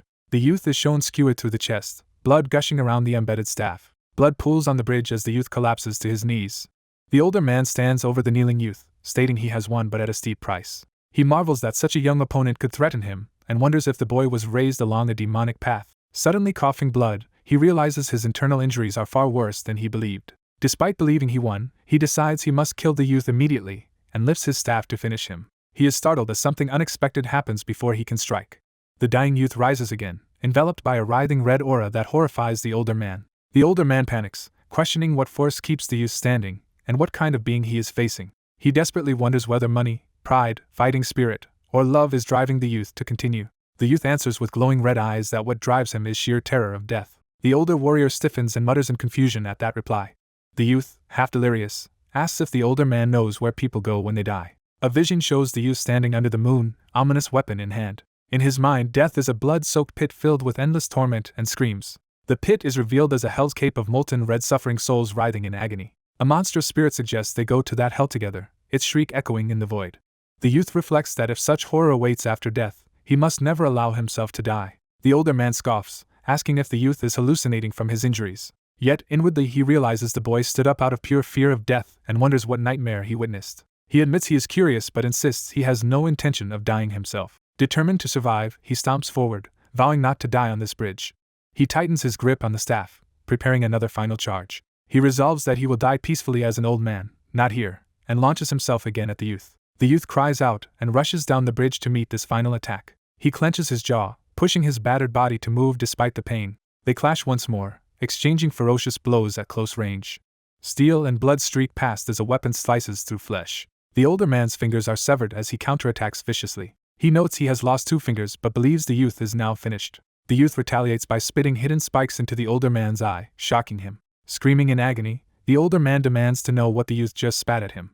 With nails and spikes clenched between bloody teeth, the youth vows that the older man will die here today. The older man trembles, fear overtaking him. In a panic, he flails and hammers the youth with frantic blows, yelling for him to stay back. Watching the youth keep advancing despite mortal wounds, the older man questions what kind of creature he is. Terrified, he screams to know what the youth truly is while swinging his staff with all remaining strength.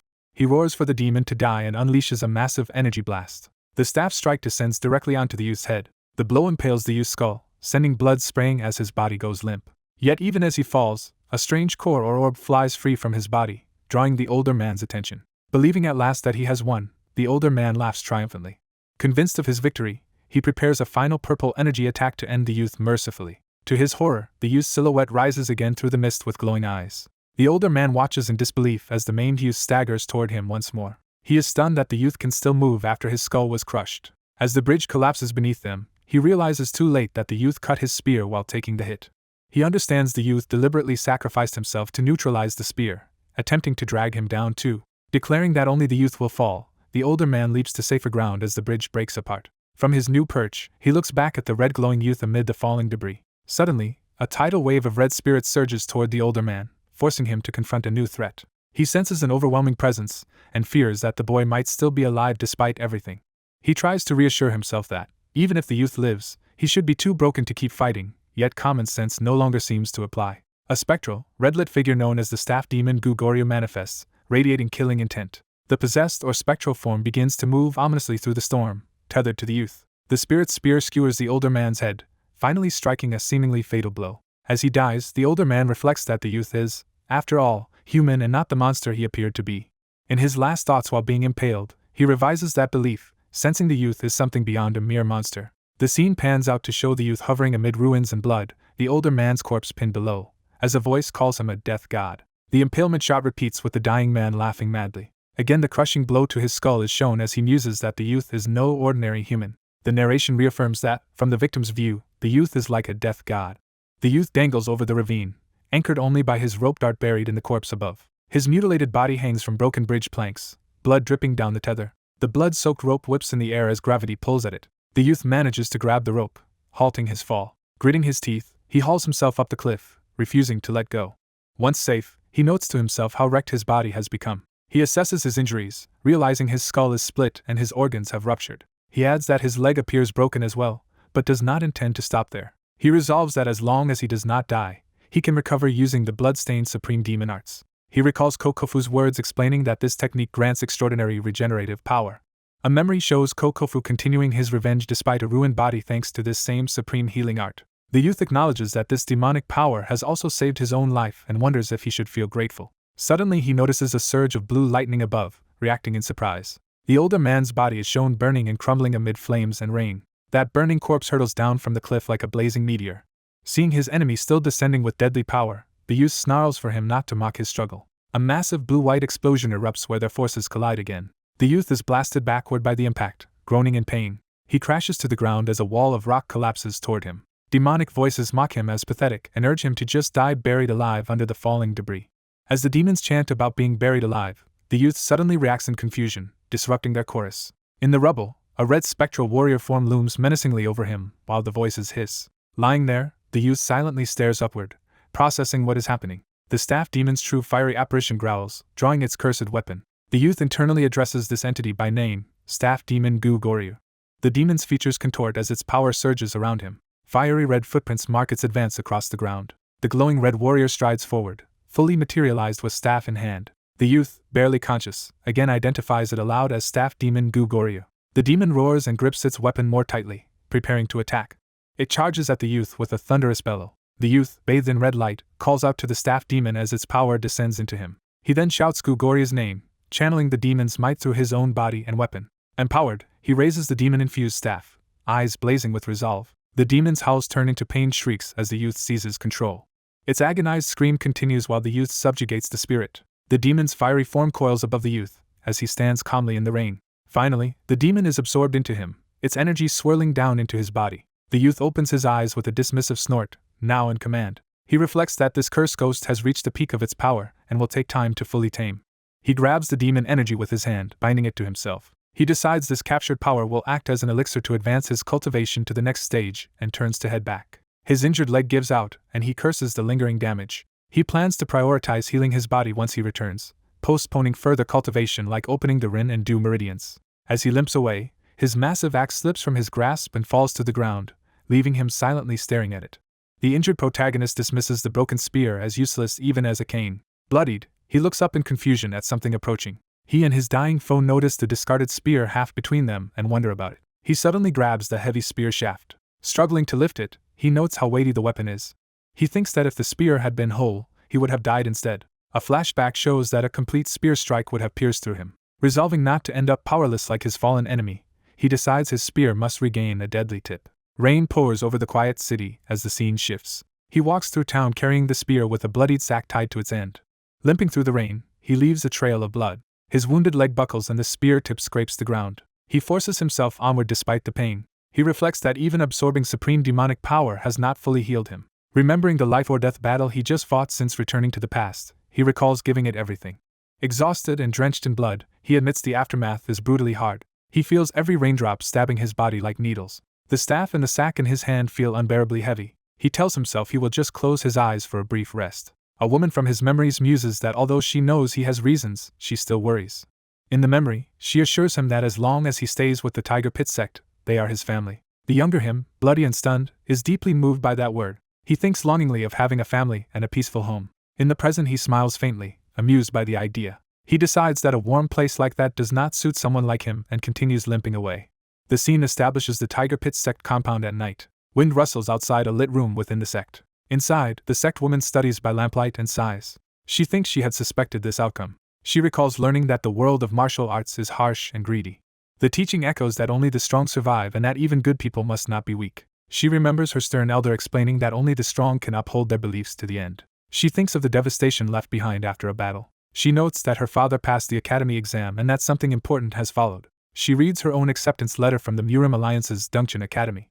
Exposition explains that Dongchen Academy, run by the Alliance's major factions, trains future leaders. The academy is described as a Murim Alliance school for talented youths aged 16 to 18. Graduates are expected to become the next generation guiding the martial world. Overwhelmed, she covers her face and lets out a breath. She admits she secretly took the entrance exam and is astonished she passed.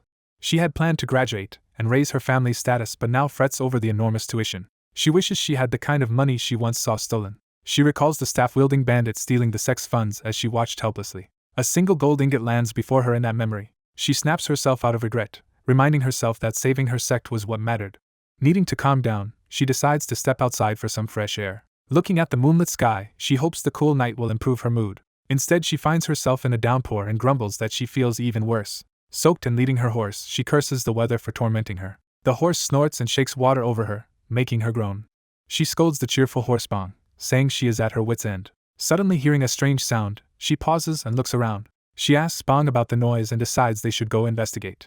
Running toward it, she unknowingly steps into a puddle streaked with blood. The protagonist, barely conscious, is jolted awake by the contact. Seeing the blood on the ground, she realizes in shock what it is. Troubled by the sheer amount of blood, she wonders who could be so badly injured. Ahead she glimpses a shadowy figure staggering with a staff. A flash of lightning reveals the trail of blood and the ominous silhouette, making her cry out. She nervously demands to know if the figure is human or a ghost.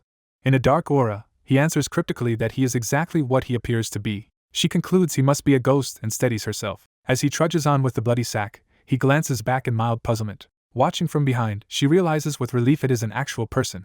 She calls out for him to wait a moment.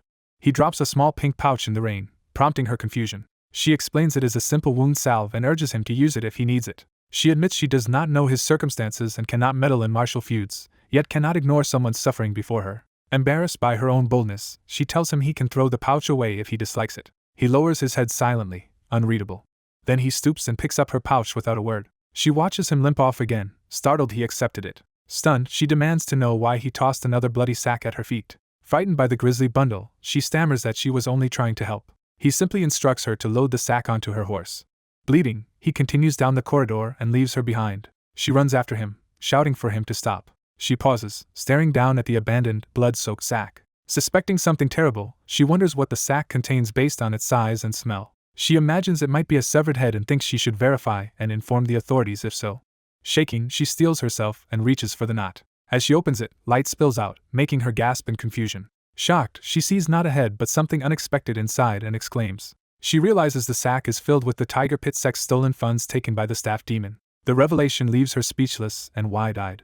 By the time she looks up, the blood-trailed stranger has vaulted away onto the rooftops. She dashes after him through the rain, begging him to wait. Chasing around a corner, she yells, asking how he obtained that money. She suddenly stops, stunned by what she sees ahead. Standing amid a huge bloodstain, she is overwhelmed and can only utter a weak cry. The money glitters in the rain where he left it for her sect. The nearby stones are stained dark with the blood he used for his cultivation. Watching the bloody tracks on the rooftops, she demands to know who this mysterious benefactor really is. She confirms to herself that the sack indeed contains the funds the tyrant demon stole from the Tiger Pit sect. Realizing this, she gasps and looks around for him. She wonders aloud why he would return the money and calls after him again. Hearing his fading footsteps, she notes how weary they sound. Running after him, she senses an intense loneliness in his gait. She also feels the deep pain and suffering behind every step. With tears in her eyes, she begins to ask who this person truly is. Standing in the rain over the vast blood pool, she trails off, still seeking his identity. The story jumps back to when he later collapsed onto a rooftop, leaving a bloody imprint. He falls hard into a courtyard, coughing violently. Forcing himself up with his staff, he suddenly senses something. Feeling another presence approaching, he prepares himself and wonders who is coming at this late hour. A jovial fat man, Shuji, runs up calling his name, startling him. Irritated, he thinks he is in no state to deal with Shuji's antics again. Shuji rushes over asking where he has been, while the protagonist grumbles that this is a hassle. Shuji emotionally clings to him, saying he has been searching everywhere and even saved food for him, while the protagonist finds this a different kind of annoyance. Seeing his injuries, Shuji panics and vows revenge on whoever hurt their little brother. The protagonist cuts him off and orders him to fetch specific medicine ingredients from Captain Shu. Expressionless, he rattles off a long list of herbs for Shuji to obtain. Overwhelmed, Shuji protests that the list is too long and impossible to gather immediately. The protagonist insists he get them from Captain Shu Aika of the Howling Tiger Escort. Shuji yells that he cannot possibly ask that formidable woman, but the protagonist says to present it as his request. Shuji fumes that he cannot even raise a hand against her, yet reluctantly considers obeying. Sighing, he decides to risk being thought crazy and wonders what he should say when he meets her. The protagonist instructs him to say the assistant sent him, confident she will understand. Shuji falls silent, intimidated. He mutters that maybe claiming the stable hand sent him would be safer. Meanwhile, the protagonist begins channeling a blazing red aura around his wounded body. He explains inwardly that his demonic tidal cultivation has reached the 10th stage of compression. He summons an enormous demonic gate-like manifestation towering over him. Calmly, he faces the crimson light as the ritual intensifies. He recalls that to open this demonic gate one must clear major meridians, drain the body's blood, and refill it with spiritual elixir. He notes that the earlier battle with the tyrant demon opened his acupoints but may have cost him too much blood. For the missing elixir, he plans to substitute the tyrant demon's own demonic tidal energy. He resolves to graft that stolen demonic tidal into his own technique. The manifested demon recoils and shrieks as he moves to subdue it. He hurls a crushing punch of will and energy toward the demonic image. The demon form screams as his strike slams into it, forcing it backward. He stands wreathed in flames, fist outstretched, dominating the demonic power. His expression softens as he gradually reigns in the raging aura. He closes his eyes, centering himself in the inferno. Just then Shuji returns shouting his name, amazed by the fiery spectacle. Captain Shu's earlier thoughts echo, wondering who this mysterious youth is and deciding to trust he has a plan. Shuji, clutching a bundle of ingredients, realizes the captain and the boy clearly know each other. The protagonist curtly orders Shuji to be quiet. Heading into a room, he tells Shuji to guard the door and alert Captain Shu if anything happens. Shuji peers nervously after him, left as reluctant watchman. Inside, the protagonist sits in full lotus, demonic energy roaring around him. He thinks that if he can advance from compression to tempering, others will no longer recognize his cultivation as demonic. He acknowledges the legendary founder Kokofu as the only one who could still see through this technique. He wonders where that master is now, and whether he is still being hunted or ruling the heavenly demon cult. He also speculates whether the master might be searching for disciples like him and Ko-Aiku. A flashback shows him walking unflinchingly through battlefields littered with corpses. He recalls calmly advancing toward ranks of enemies who surrounded him with weapons. The memory shifts to him and Ko-Aiku approaching the reclusive master's cave. In the present he strides across the ritual ground, feet wreathed in red flames. Finally he stands before the monstrous demonic gate he has summoned, ready to open it.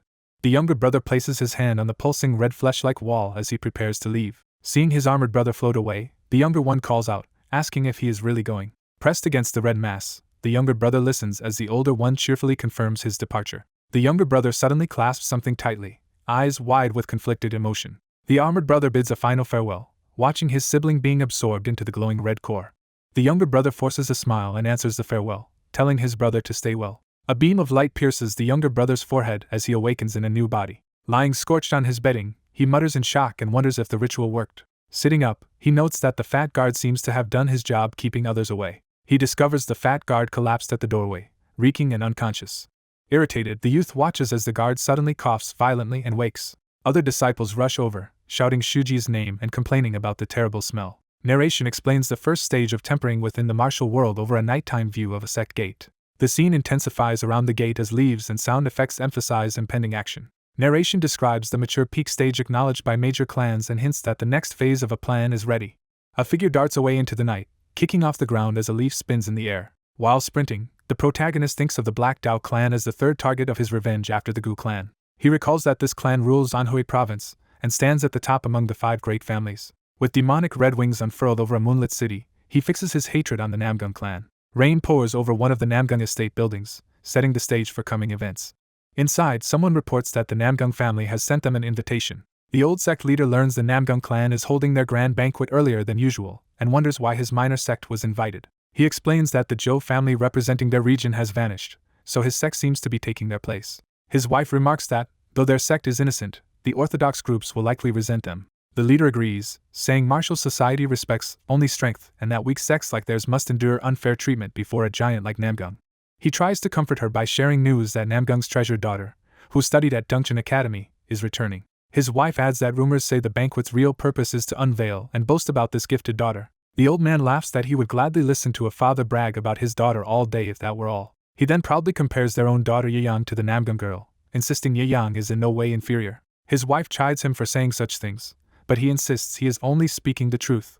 He praises Yeyang's looks, talent, and character, blaming only himself and his wife for lacking status, and resolves to push Yeyang forward despite his shame. His wife is left speechless as he hurriedly downs his drink. Their daughter comes running down the corridor, shouting for her parents. Bursting in joyfully, Yeyang calls them father and mother, and her father delights in hearing her use that word again. She says greetings can wait because she has something important to show them. Yeyang proudly reveals a Dongchen Academy acceptance letter stating she passed with excellent results, stunning her parents. Overjoyed, they see she received perfect scores in every subject and excitedly talk about throwing their own grand celebration. Yeyang starts to mention the tuition fee, catching her parents' attention mid-celebration. Her parents immediately shout that she need not worry about money and vow to raise the funds even if they must sell their sex pillars, urging her to focus solely on study. Yeyang firmly refuses to burden them and moves decisively as if taking matters into her own hands. She drops a heavy bag before them, shocking her parents. They gasp in disbelief at the sight of the contents as Yeyang assures them they no longer need to worry about expenses. Smiling confidently, Yayoung says she has brought back all the money they need. The story shifts to a peaceful riverside landscape near the Namgung estate. By the river, a horse grazes while Chui tends a small fire and Yayoung approaches. Yayoung reflects that ever since Chui arrived, everything in their lives has been going unusually well. Walking up behind him, she affectionately calls Chui her little lucky charm. She notes she has not seen him much recently, and presses him about where he has been, and whether something about him has changed. Chui stays silent, looking distant and thoughtful. Yayoung grows frustrated at his non-answer, and demands he explain what is going on.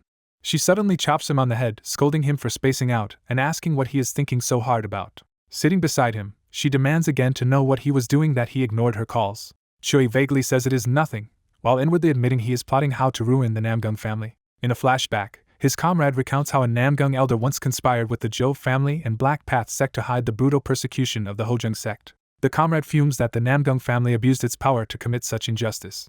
Narration explains that the Namgung family is a superpower in Manhwa whose autonomy is officially recognized. It says their status obligates them to maintain order by intervening in other sects' disputes, as warriors from Namgung loom over battles below. However, the narration adds, corruption exists, even within Namgung. These corrupt members ignore vile conspiracies among lesser factions in exchange for bribes. One such elder, a key figure on Ho Yiyang's kill list, is shown fighting fiercely.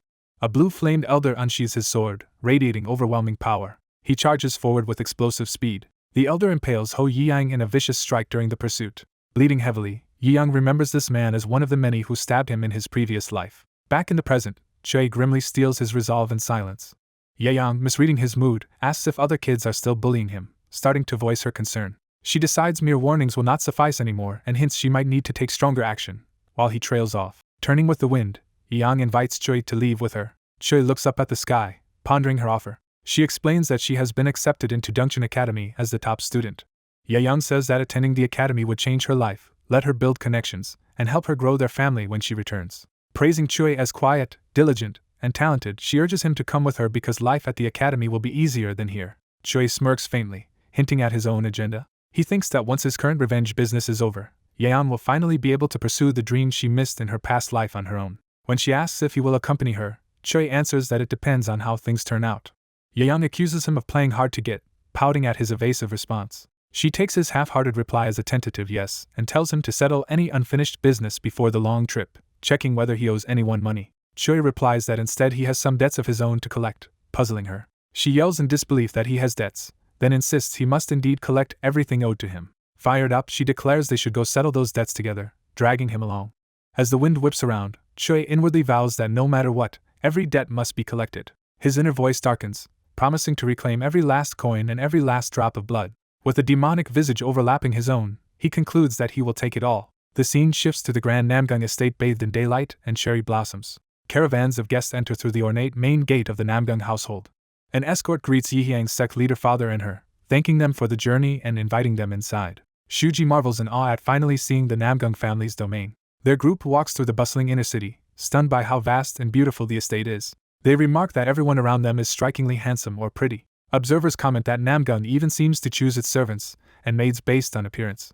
Feeling inferior, Shuji's companions try to psych themselves up about their own looks as nearby maids excitedly approach them with questions. Chui, however, becomes the center of attention among a swarm of admiring maids, internally finding the fawning attention annoying. Shuji and his friends fume that Chui is being mean despite their decision to treat him better. Realizing they had vowed to be nice, they watch as Chui notices them amid the crowd. Suddenly the maids around Chui scatter, confusing Shuji.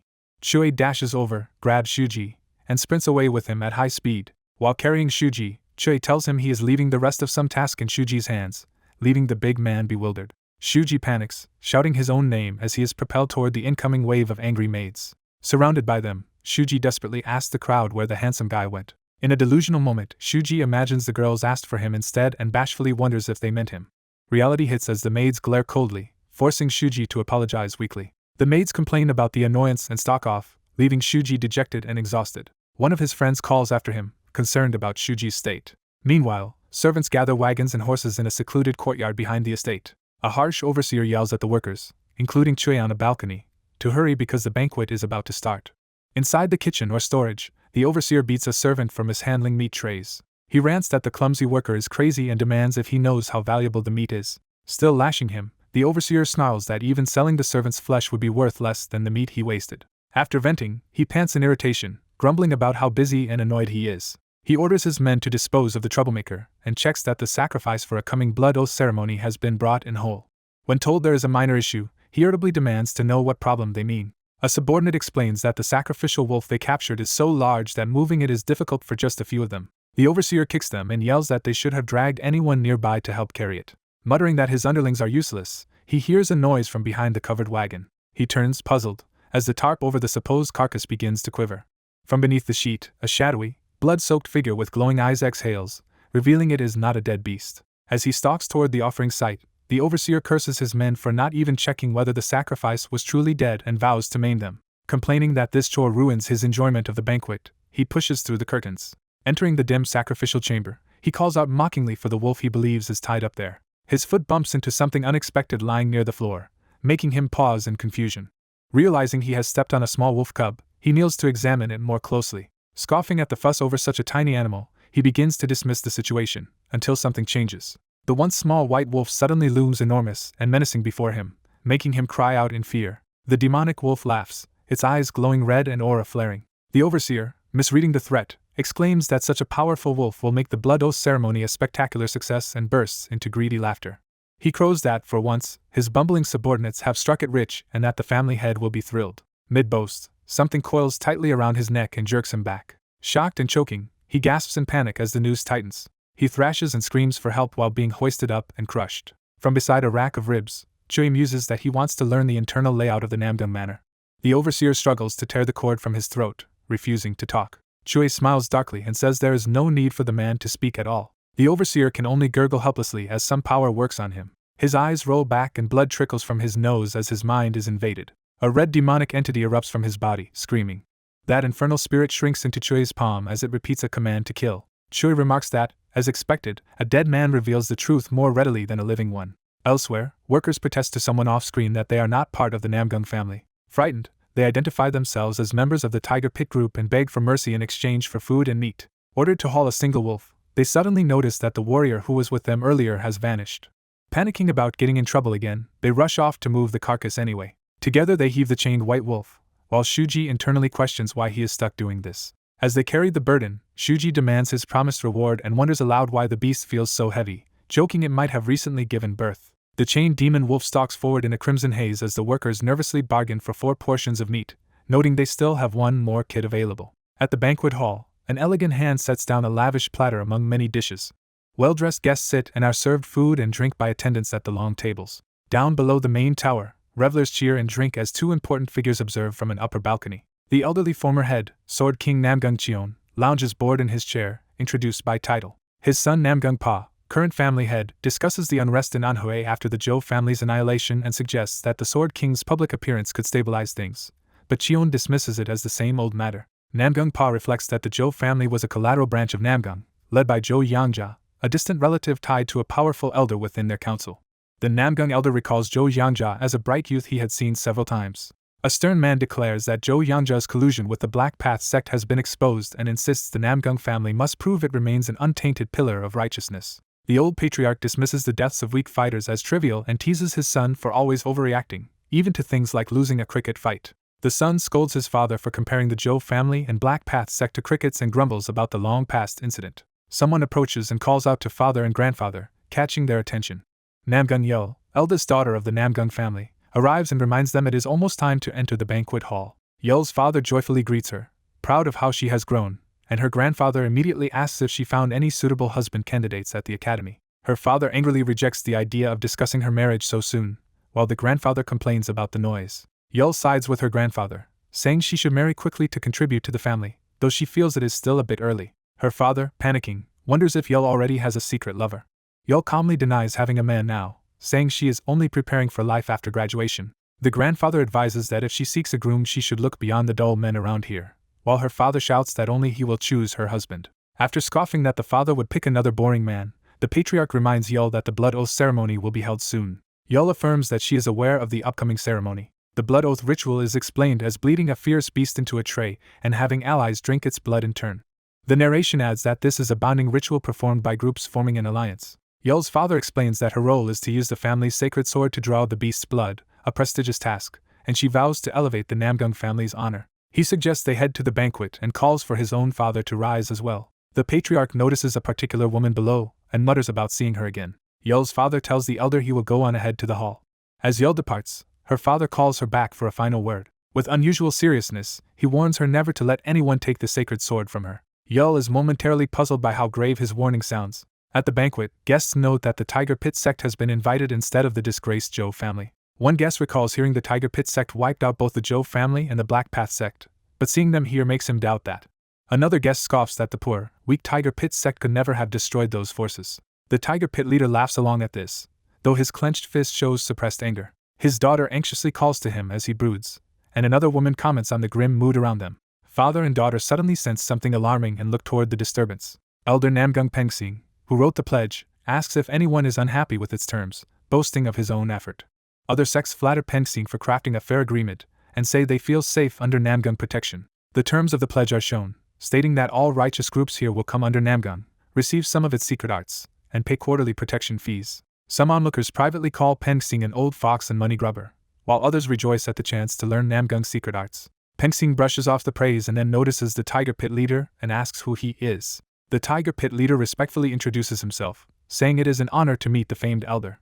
Pengsing laughs that they will see each other often now and brings up the unfortunate annihilation of the Zhou family, prompting the Tiger Pit leader to insist he had no part in it. Pengsing smoothly claims he trusts the Tiger Pit leader and that this is why he invited him. He tempts him further, saying today's blood oath will benefit Tiger Pit greatly once they gain Namgung sword arts and can profit even after paying fees. Pengsing adds insult by suggesting that since the Tiger Pit leader's engagement to the Zhou family fell through, his daughter could instead become an older man's concubine. He lecherously elaborates that many young people would rather be a powerful elder's concubine than the main wife of an incompetent youth.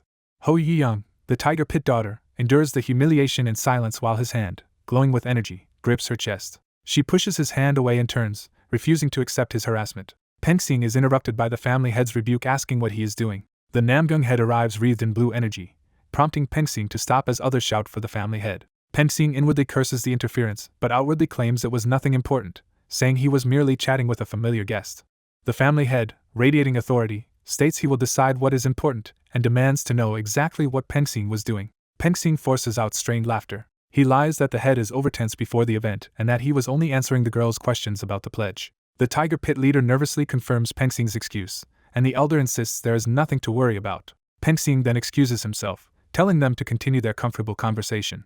As he leaves, he warns the Tiger Pit leader they will finish this interrupted talk another time, unsettling him. The Namgung head watches them go, quietly fuming. Alone, he exhales, trying to calm his anger. He then formally apologizes to the Tiger Pit leader for Pengsing's rudeness on behalf of the main family. The Tiger Pit leader protests that the clan head should not apologize to someone of his standing, but Namgung insists an apology is needed if they are to be strong allies. Namgung says he considers himself at least decent enough to apologize. He also apologizes directly to Ho Yi-young for the elder's behavior. Ho Yi-young politely says she is fine and asks him not to worry about it. Watching her, Namgung thinks this must be the talented girl who topped the Dongcheon Academy entrance exam and notes her excellent foundation. He muses that she could become both a rival and friend to his daughter Yeol, and he thanks the Tiger Pit leader for the compliment. Seeing the time signaled by the altar flames, Namgung notes that the hour of the dog has arrived. As Yeol approaches, he happily introduces Ho Yi-young as the Tiger Pit leader's daughter and urges the two young women to greet each other. Yeol respectfully introduces herself as Namgung Yeol. Ho Yi-young returns the bow and gives her own name. Yeol realizes this is the famed top applicant Ho Yi-young she has heard about.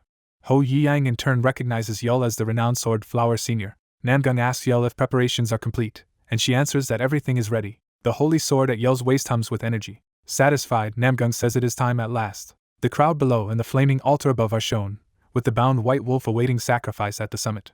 The beast's glowing eyes open as the announcement declares it time for the blood oath. The Namgung head solemnly climbs the long stairway to the altar under torchlight. His footsteps resound heavily as he ascends. Reaching the top, he clasps his hands to begin the formal address. From the altar, he thanks all the heroic comrades of Anhui province gathered for the ceremony.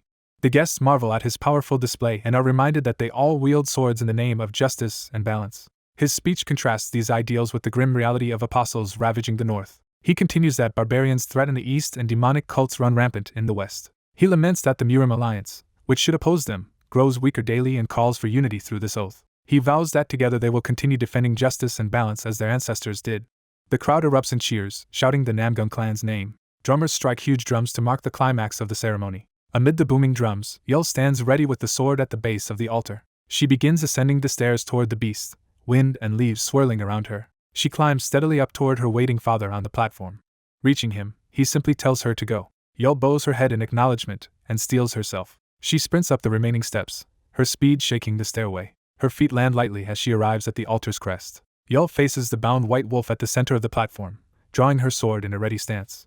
Channeling power into the sacred blade, she affirms that the Namgung sword is her own. She unleashes a brilliant sword technique, promising to give her utmost effort here. With fierce resolve, she aims to bring glory to the Namgung name. Her sword arcs in a massive glowing slash toward the wolf. She continues the flowing technique, surrounding herself and the altar in azure light. Yeol's sword aura intensifies as she prepares the finishing stroke. From above, her final swing sends a torrent of sword energy down past the watching guests. The onlookers stare upward in awe at her overwhelming display. Yeol gathers the energy back into her sword, preparing to end the ritual. Narration announces the final part of the ceremony as she readies the decisive cut. She concentrates all power at the sword's tip. Using the technique Peerless Sword of the Vast Sky, Heavenly Dance, single line, she dives straight toward the wolf. Her strike pierces the wolf's head, but amid the blood and shattered beast, a blood-soaked human hand lunges out. That person, wearing the wolf's hide, emerges from within and is also impaled by the sword. The shocking scene shows Yeol above with her blade through both the massive wolf and the human figure. As blood splatters, Yeol locks eyes with the mysterious man reaching toward her. Her father's earlier warning about never letting anyone take the sword echoes in her mind. The bloodied man suddenly grabs her throat, yanking her close. Yeol, stunned, realizes a living person has crawled out of the wolf's stomach and questions if this is a dream.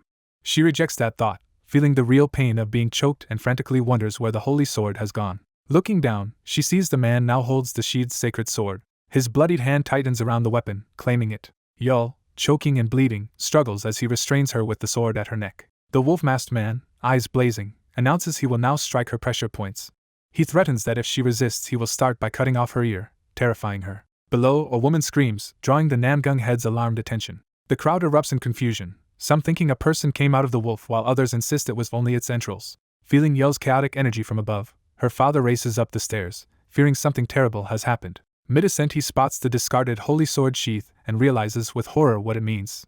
At the top, the wolf-masked man shouts for the Namgung clan to listen as the father below cries out Yeol's name. He holds the wounded Yeol as hostage while the father rages at him to let go of his daughter. The man states he has two demands. As Namgung Pa tries to shout him down, another elder tells the clan head to be quiet so they can hear the intruder's terms. The patriarch restrains his son from acting rashly, reminding him of his impulsive nature even as family head. He calmly observes that the attacker would have already killed Yeol if that were his goal, so the man must be bargaining for something. The attacker praises the elder's insight. Pengxing mutters thanks, momentarily flattered despite the situation. The wolf-masked man warns that if anyone interrupts again he will cut Yeol's throat. The clan head trembles with fury but holds back. The attacker declares his first demand. Today's blood oath must be annulled because the treaty is unjust. The gathered sect members react in shocked uproar. He accuses the famed righteous Namgung clan of using a degrading, unfair contract and says such behavior undermines their great cause. His second demand is that the person who drafted the treaty be killed, promising to free Yeol unharmed if that culprit is sent to the altar. Namgung Pa hesitates in strained silence, raising his hand as all watch. The wolf-masked man eyes him warily from atop the altar. Namgung replies that the treaty can be fairly revised, but killing its drafter is unacceptable. The attacker cuts him off, telling him to hold that judgment. He suggests they first ask the treaty's author what he thinks, drawing attention to Pengxing. Furious, Pengxing shouts back that the clan will not be swayed by a fiend's crafty words.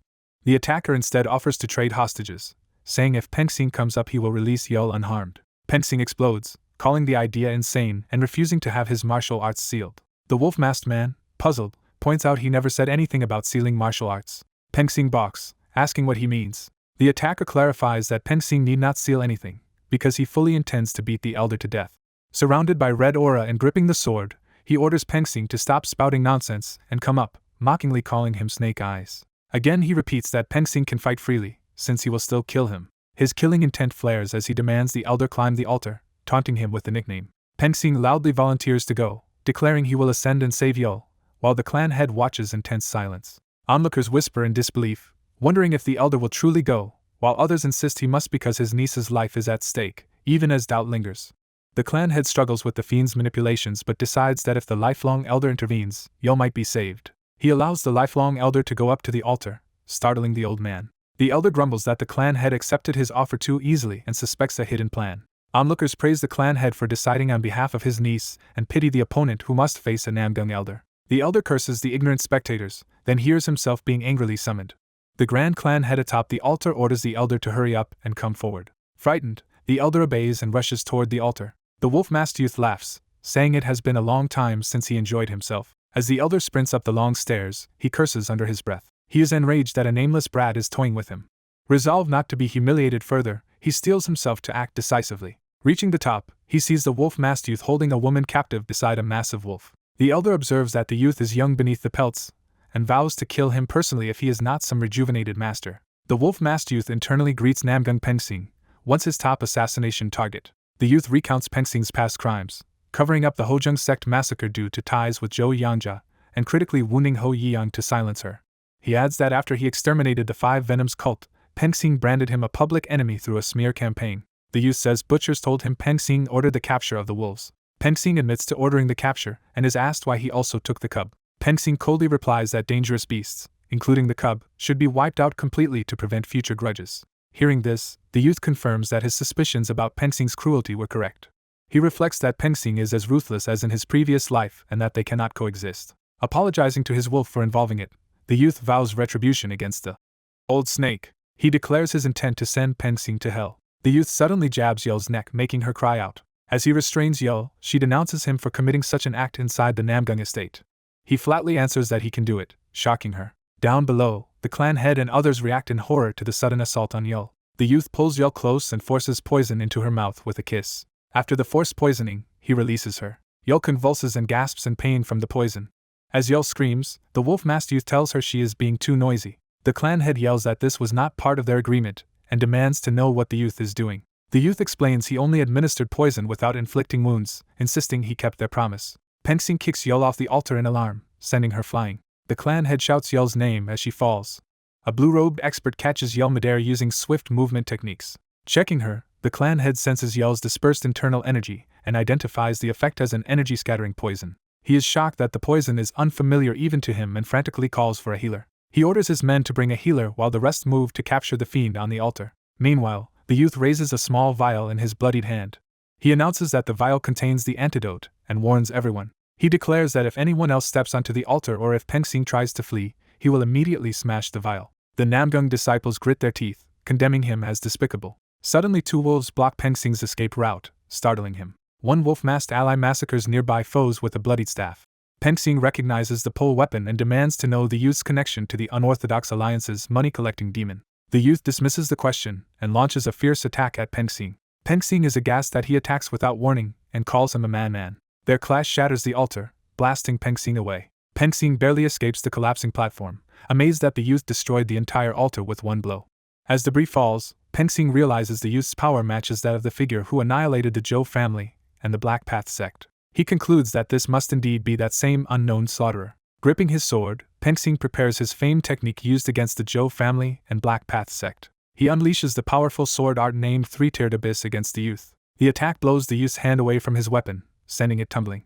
The injured youth then charges Pengsing like a white wolf with murderous intent. Pengsing still manages to impale the charging youth, though he is also hurt. Their clash creates a huge surge of energy, sending Pengsing flying and carving the ground. The clan head curses the elusive opponent, calling him rat-like as the youth again slips from sight. Another elder senses something unusual about the ongoing battle. Pengsing believes the youth is trying to strike him from behind but thinks the move is obvious. Suddenly he hears a strange sound and is confused. The youth taunts Pengsing, reminding him that he still needs the antidote and should fight properly. Pengsing rages at the youth as a coward who relies on tricks instead of an honorable fight. The youth questions, calling him cowardly for using such tactics. He pauses, thinking silently with his staff resting on his shoulder. In a red vision, a demonic figure appears above him, angrily demanding what difference that makes. A catastrophic red explosion erupts at the altar's summit. From below, everyone sees the altar exploding apart and cries that it is collapsing. The Namgung warriors are ordered to mobilize.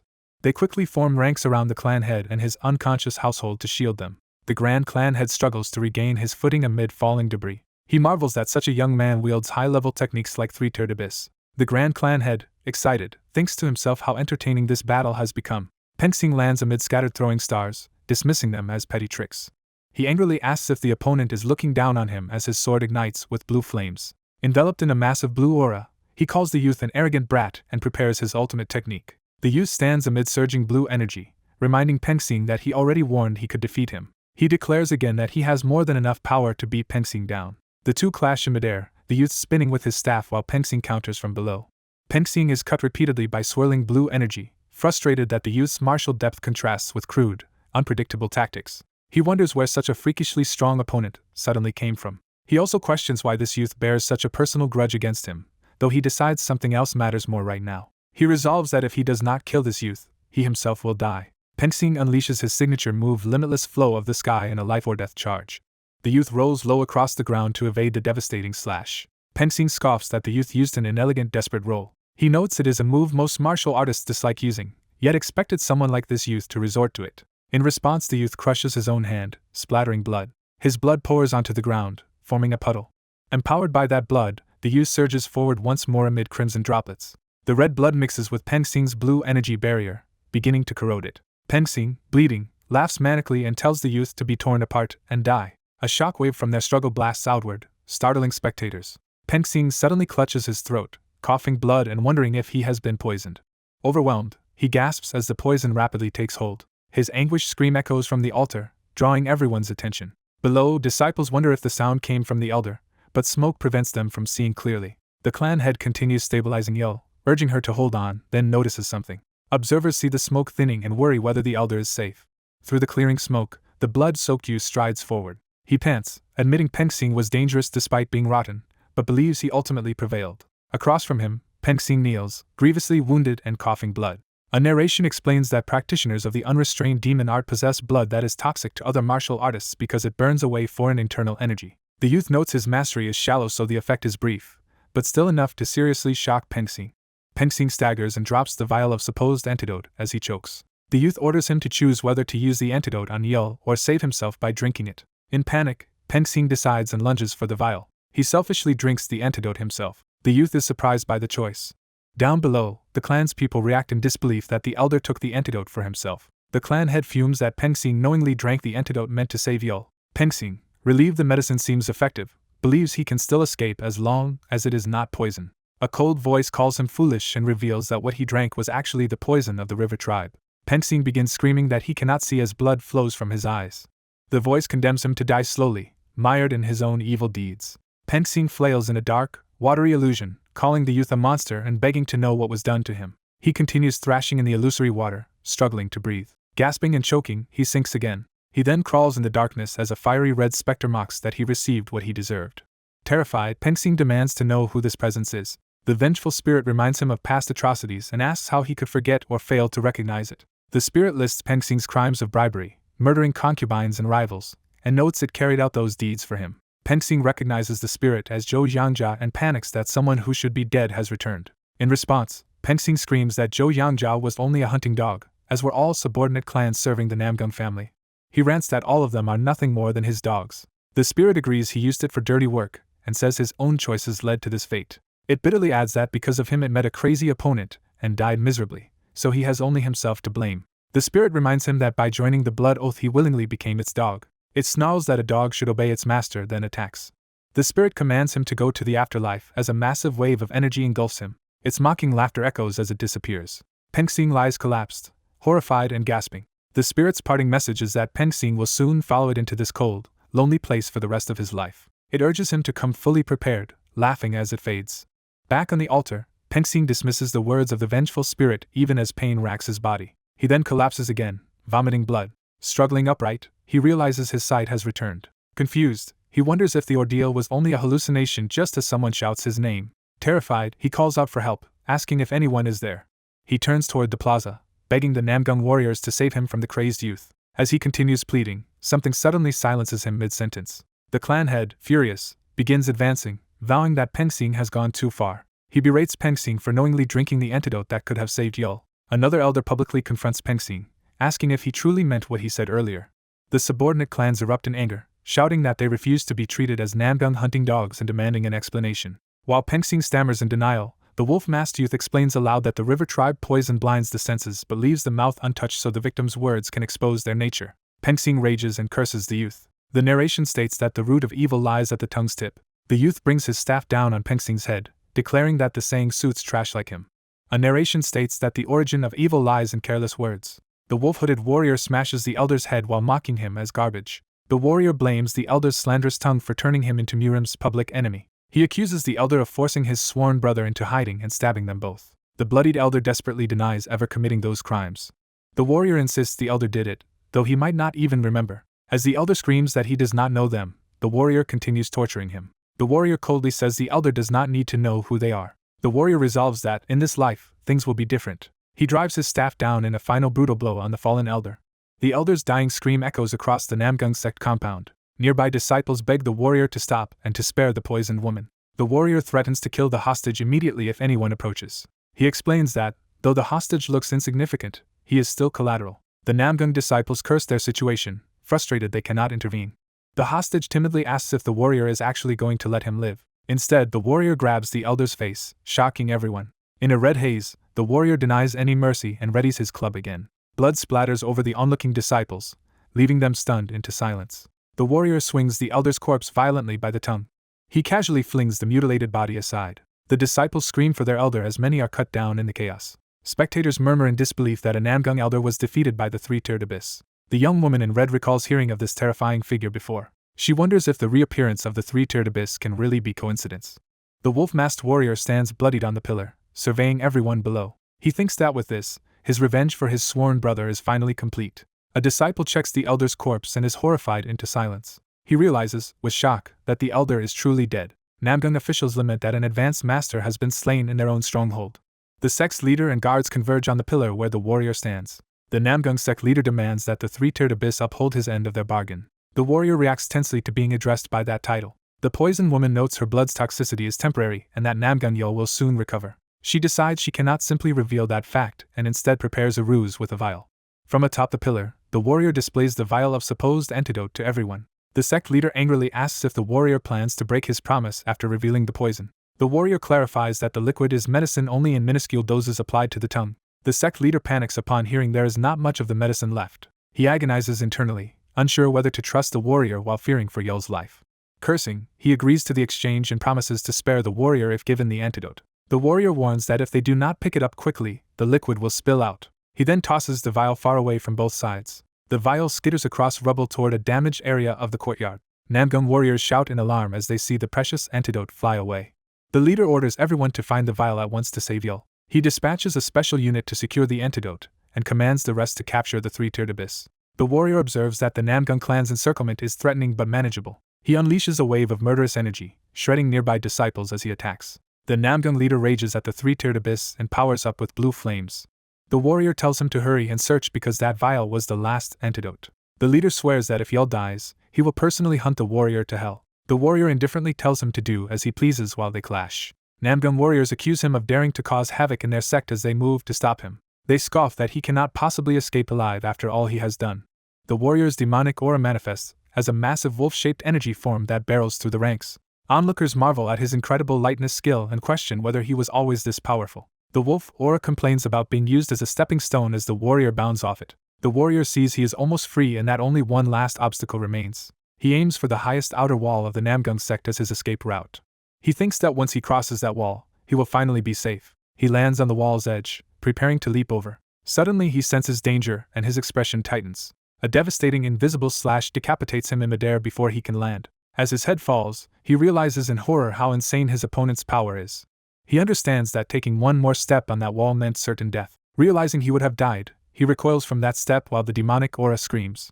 The warrior thinks bitterly that in his past life this old master should have been retired, making this encounter disastrous. He recognizes the attacker as the former Martial Alliance leader and legendary Sword King of Old Murim. The Sword King approaches lightly, laughing as he reveals himself.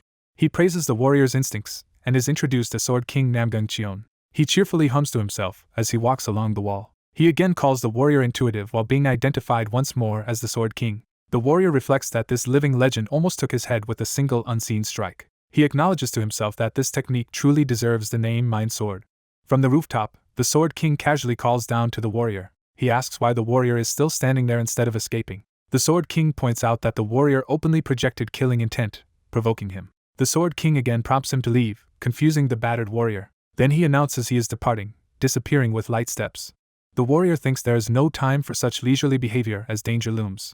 Shocked, he senses the situation changing again. The Sword King suddenly gathers blue energy in his hand with playful intent. He slams that energy into Namgung Yul's body to purge the poison. Blue energy pours from his arm into her as he channels his inner power.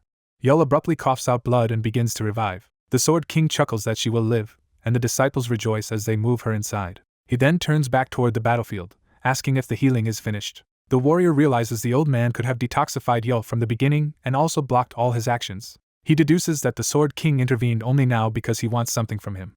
The Sword King is amused by this accurate insight. He calls the warrior clever for seeing through him. The warrior thanks the old man sarcastically for the compliment. Namgung warriors move to seize the so-called villain on command. The Sword King orders them to capture the warrior alive.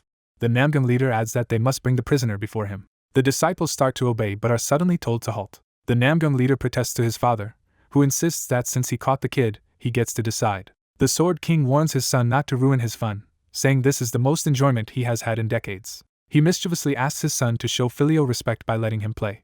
The Sword King boasts to the warrior that his authority rules the Namgung sect, even above the emperor. The warrior silently watches, unsure how to respond. The Sword King muses aloud about creating a new law for the sect. He suddenly decides on one, preparing to declare it. He proclaims a rule that no one may leave the Namgung estate without his permission. The warrior hears this new rule and the Sword King's amused laughter. Calculating his odds, the warrior ponders how to obtain permission to leave instead of fleeing blindly. The Sword King thrusts out his hand, initiating their duel. He offers a handicap of 5 moves, promising to dodge without drawing his sword. Spectators gasp at the idea of the Sword King casually granting such an advantage. Onlookers murmur that it is unbelievable for someone of his caliber to talk about giving a handicap. The warrior realizes the 5-move offer is meant to draw out his full power for the Sword King's entertainment. He decides there is no reason to refuse and readies his first attack. He steps forward as murderous energy builds beneath his foot. His stomp shatters the ground as he channels more power. Demonic energy howls around his staff, forming monstrous faces as he charges.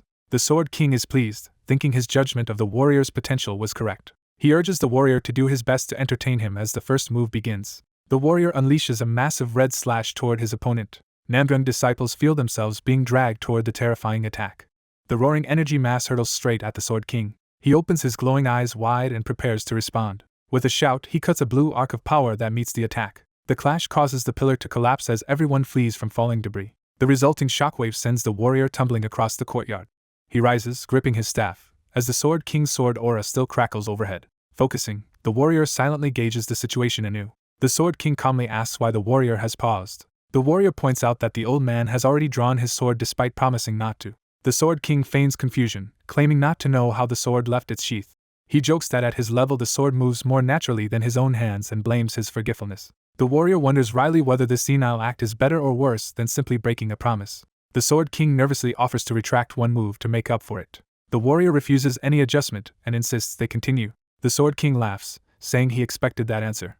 He ignites his blue aura again, eagerly anticipating the remaining 4 moves. He chuckles that he knew the warrior would insist and vows once more to fight without using his sword. Reaffirming the handicap, he reminds the warrior he still has 4 moves left and that he is excited to see them. The warrior recognizes Sword King Namgung Cheon as an impenetrable wall to his crude iron staff. He resolves to pour every bit of strength into a single decisive strike. He powers up his footwork, exceeding his earlier technique to prepare the ultimate blow. He unleashes his trump card staff technique, the overwhelming power of EOL. Seeing the attack, the Sword King admits he underestimated what would be coming at him. As the crushing blow surges upward, he regrets holding back against such force. The demonic energy pillars drive toward his torso, forcing him to react instantly. He swings his body and inner power to redirect the lethal force. With blue aura flaring, he catches and controls the surging staff strike. The redirected energy explodes between them as the warrior is blasted back in shock. The Sword King's hand trembles slightly, showing the impact of the exchange. Chuckling, he says even a small clash can form a stubborn bond, implying their fates are now intertwined. The wolf-masked warrior rejects the idea of forming a stubborn bond. The old master says their bond still allows him 3 more moves. The warrior silently grips his staff, preparing to attack. He unleashes a ferocious spinning strike with blood-red energy. His attack surges forward like a raging pillar of red power. The old master braces himself, judging this new strike like a massive battering ram compared to the last. He counters, slamming glowing blue palms against the incoming red staff. The wolf warrior is shocked as the clash sends blood spraying. The force of impact hurls him backward across the courtyard. The old master notes that the blow will leave him aching on rainy days. The battered warrior stands bleeding, silently enduring. The master casually deduces from his technique that he once served in the military. He analyzes that the youth uses basic common soldier spear arts honed to brutal battlefield efficiency. He marvels that such mastery should be impossible for someone so young. The warrior thinks irritably that the old man has seen through everything. The old master cheerfully reminds him there are only 2 moves left and offers to forgive the first. The warrior refuses the concession and begins spinning his staff again. The master senses something odd as the warrior advances. Excited, the master laughs that the fight is becoming more interesting. The wolf warrior's red aura swirls into an enormous vortex around them. He stomps down, cracking the ground as he gathers power. He declares the technique fourth hand, fourth move, channeling immense energy into his staff. He swings in a massive arc that distorts the entire courtyard. The Sword King crosses his arms to defend against the incoming blow. The strike detonates against him in a violent explosion. Both are bloodied, and the master grunts in surprise at the exchange. The shockwave rattles the entire compound. The two fighters are blasted apart as the red energy dissipates.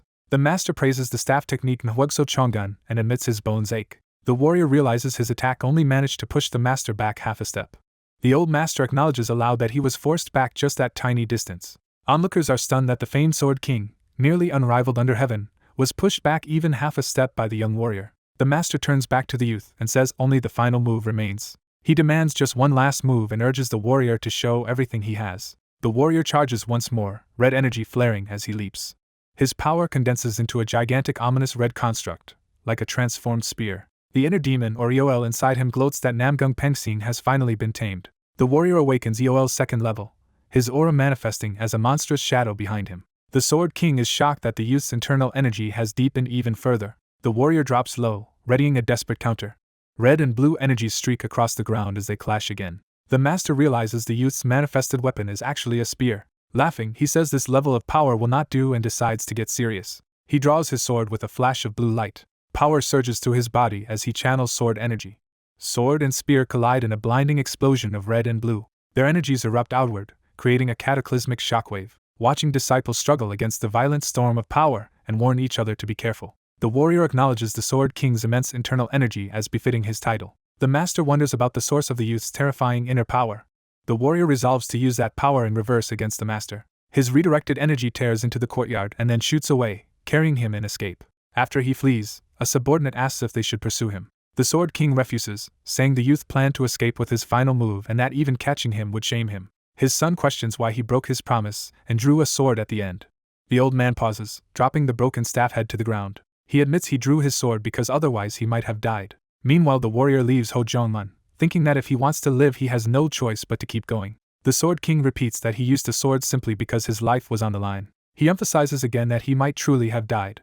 He confides that if the youth had wielded a true spear instead of a staff, he would not have survived. He speculates that the youth took his ink bamboo staff from a powerful staff user who himself was killed by a spear. Concluding, he says drawing his sword was the right choice because life matters more than pride. He laughs at himself for talking in circles and being outmatched by a youngster. He admits feeling ashamed to face the heroes of Anhui after such a fight. His son forms a hand seal, determined to address the situation. He loudly declares that the Namgung clan will settle all matters here and now. He apologizes to the gathered heroes and promises the main family will compensate them for the incident. He then formally announces that the banquet is over. Servants begin clearing the venue, folding cloths and dismantling equipment. Outside, people mutter about the threefold oath to the yellow heavens as the night continues. Namgung's current clan head wonders who the anonymous master truly is, since nothing about him is known. The Sword King remarks that the youth fights like an unrefined brawler. He analyzes that the young man's spear skills are crude but his overall martial arts, movement, and mental state are at astonishing heights, making him incomprehensible. The clan head laments that sparing such a man has dragged Namgung pride through the mud. He is confused when told this outcome is actually good for him. The Sword King reminds him that the troublesome elder Pengsing died, freeing the clan head from constant criticism. When his son objects, he tells him to always interpret events to his own advantage. He instructs him to investigate Pengsing's misdeeds, compensate victims, and shift all blame for the family's mistakes onto the dead elder. Realizing this will actually elevate Namgung's reputation, the clan head silently reflects. The old man explains that in this blood oath ceremony, Pengsing himself served as the sacrificial beast. He suddenly remembers another concern. They confirm that Yul is safe and awake thanks to the Sword King expelling the poison. He orders that Yul be tasked with capturing the mysterious Samching Wangchen alive. His son protests, but the old man insists, hinting at his own reasons. He rants that Yul's reputation is already ruined because Samching saw her naked while saving her, so she must bring back her own groom. He dismisses the idea that her husband must come from orthodox sects, arguing that broad alliances are vital in a changing martial world. The clan head counters that Namgung is too mighty to fear such waves. The Sword King asks sharply if he truly believes that. His son falls silent, unsettled. The old man sighs wearily. He compares the martial world to the sea, peaceful at times but terrifying when storms arise. He reveals with dread that Xinjiang, the demonic stronghold, has begun to move. The clan head is horrified at the mention of Xinjiang. A dark image of the demonic cult's terrifying base fills his mind. The Sword King tells him to prepare for sweeping change. Looking over the city at night, he predicts a great wave will soon rise. The scene shifts to Hojongman, another martial household. Inside, a lit window hints that someone important is awake. A hand closes around a yellow token or seal. Namgung, now in plain clothes, appears in Hojongman and tells Brother Ho that his revenge must end here. He resolves internally that, for Hojiangman's sake as well, he must move on. Something interrupts his thoughts and draws his attention. He recalls the past, when he and another youth complained about the muddy ground of their poor childhood training place. His friend proudly produced a straw mat, spitting out dirt as he set it up. The friend scolded him to appreciate having somewhere warm to lie and urged him to sleep so they could fight again tomorrow. Young Namgung discovered the mat crawling with fleas, horrified. The memory continues with him shouting about the infested mat while his friend shrugs that warmth is all that matters. Remembering those days makes present Namgung smile faintly. He lights incense before a candle in tribute. Placing the incense, he tells his deceased friend to live well in this new life without knowing hardship. The incense burns in the quiet room as he leaves. Back in the present, his footsteps echo as he walks through Hojiangman's corridors. His shadow passes the same kind of straw bedding, recalling the past. He steps out of the gate, leaving the compound behind. A powerful presence wrapped in dark aura orders him to stop. The presence mocks him for thinking he could escape safely. Namgung curses and admits to himself that the situation has become troublesome. The taunting words about escaping safely echo again. He repeats that this is troublesome, facing the threat. He reaches Hojiangman's front gate, where his fellow trainees confront him for trying to leave without saying goodbye. Their leader gruffly tells him to go, saying he will not escort him far. Namgung agrees and turns to depart. One of them tearfully asks where he is going. Adjusting his hat, Namgung answers simply that he is heading west. The big man begins to cry openly at his departure. As Namgung walks away, they shout insults and farewells, telling him to come back anytime if he has nowhere else to go. His friend bawls that they will be waiting and demands he return someday. Namgung hides a smile under his hat as he leaves. He bounds lightly over rooftops, beginning his journey. Behind him, his friend yells after him asking where West even is. Namgung stands on a rooftop overlooking Hunan at sunrise, setting his new destination. Time passes and rain falls on a bamboo forest outside another compound. Namgung, in his traveler's hat, approaches through the storm. He pauses at the gate, looking up at the ominous sky. Lightning flashes as someone inside calls his childhood nickname, Bakdyong. He turns to see Yell, exhausted, calling out to him again. She desperately shouts his nickname, running toward him. He looks back at her in silence beneath the brim of his hat. Holding the yellow token, she realizes Bakdyong is actually the infamous Samching Wangchen. She says their mule Bongi feared only 2 people, and Bakdyong was one of them. She adds that the other was the stranger who once bought golden wound medicine for her on a rainy day, linking him to that savior. Smiling, she jokes that the place still smells like horse dung. Her words make him falter in mid-step. He relaxes slightly and jokes back that he was only kidding about leaving so abruptly. They stand facing each other in the rain, hesitant. Their feet remain planted, either able to move away. Over the sound of the downpour, Namgung finally says thank you. He inwardly thanks her for lighting the mugwort fire and sharing the hardships of the road. He also thanks her for riding the horse on his behalf as their journey together continues. In a memory, the woman thanks the wanderer for listening to her worries. In the present rain, the wanderer stands silent under his straw hat. She lists past incidents with clan head Zhou, the Black Dao gang, the staff ghosts, and the Namgung clan, realizing the wanderer was involved. Facing him, she declares he was connected to everything and that she finally understands. Crying, she says she is grateful and curious about his help but assumes he will not explain since he hid the truth. He grips his hat in silence, offering no answer. She suddenly reaches toward him as he turns away. She grabs his sleeve as he walks past, trying to hold him back. Collapsing in tears, she begs him not to leave. He recalls saying they are family, which deepens his conflict. As he turns to go, she clutches his clothes from behind in desperation. Her hand slips free, and he continues walking away. Elsewhere in the rain, another person calls out, asking if he is really leaving. The woman admits he truly is leaving as she follows behind. She finally forces a farewell, telling him goodbye.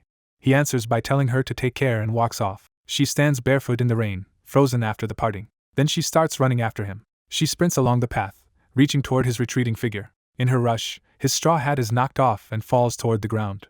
The hat hits a puddle as they stand nearby, marking the end of their parting. Time shifts to a tranquil bamboo forest. The quiet forest is disturbed as leaves rustle from approaching movement. Armed figures race through the bamboo, darting along the ground. A cloak squad, the Namgung clan's Violet Moon Search Unit, Special Operations Team, appears in the rain. Their stern leader remembers something that unsettles her. In her memory, an old patriarch orders her to capture Samching Wangchen alive and bring him back. She does not know why her grandfather wants that, but thinks the order suits her plans. She vows to catch Wangchen, tie and whip him like before, punishing him again. She imagines tormenting him until his whole body is drenched in blood. A subordinate reports they found traces of the Namgung young lady, shocking her from her fantasies. Shaken, she clutches her chest, trying to steady herself. She forces herself to focus, deciding to capture Wenchen first and stake everything on it. She orders her team to pursue him. She also commands them to chase him no matter what it takes. With a crazed smile, she swears she will make him kneel before her. Meanwhile, far away, a deep canyon river flows between cliffs and forests. Wenchen lands on the cliff edge after running hard through the forest. Catching his breath, he adjusts his straw hat and mutters in relief. Looking down at a river market below, he notes it has been a while since he last came to the Pazi, the wave market. On the floating market, fishermen loudly hawk giant fish and shout about their big catches. A muscular cook advertises gukbap for 3 niang as Wenchen arrives on the platform. Wenchen sits and orders a bowl of gukbap, offering Martin fur as payment, but the cook insists he only takes money. The cook scolds that if someone has no money they should not eat, alarming Wenchen. Wenchen stays silent, staring back at him.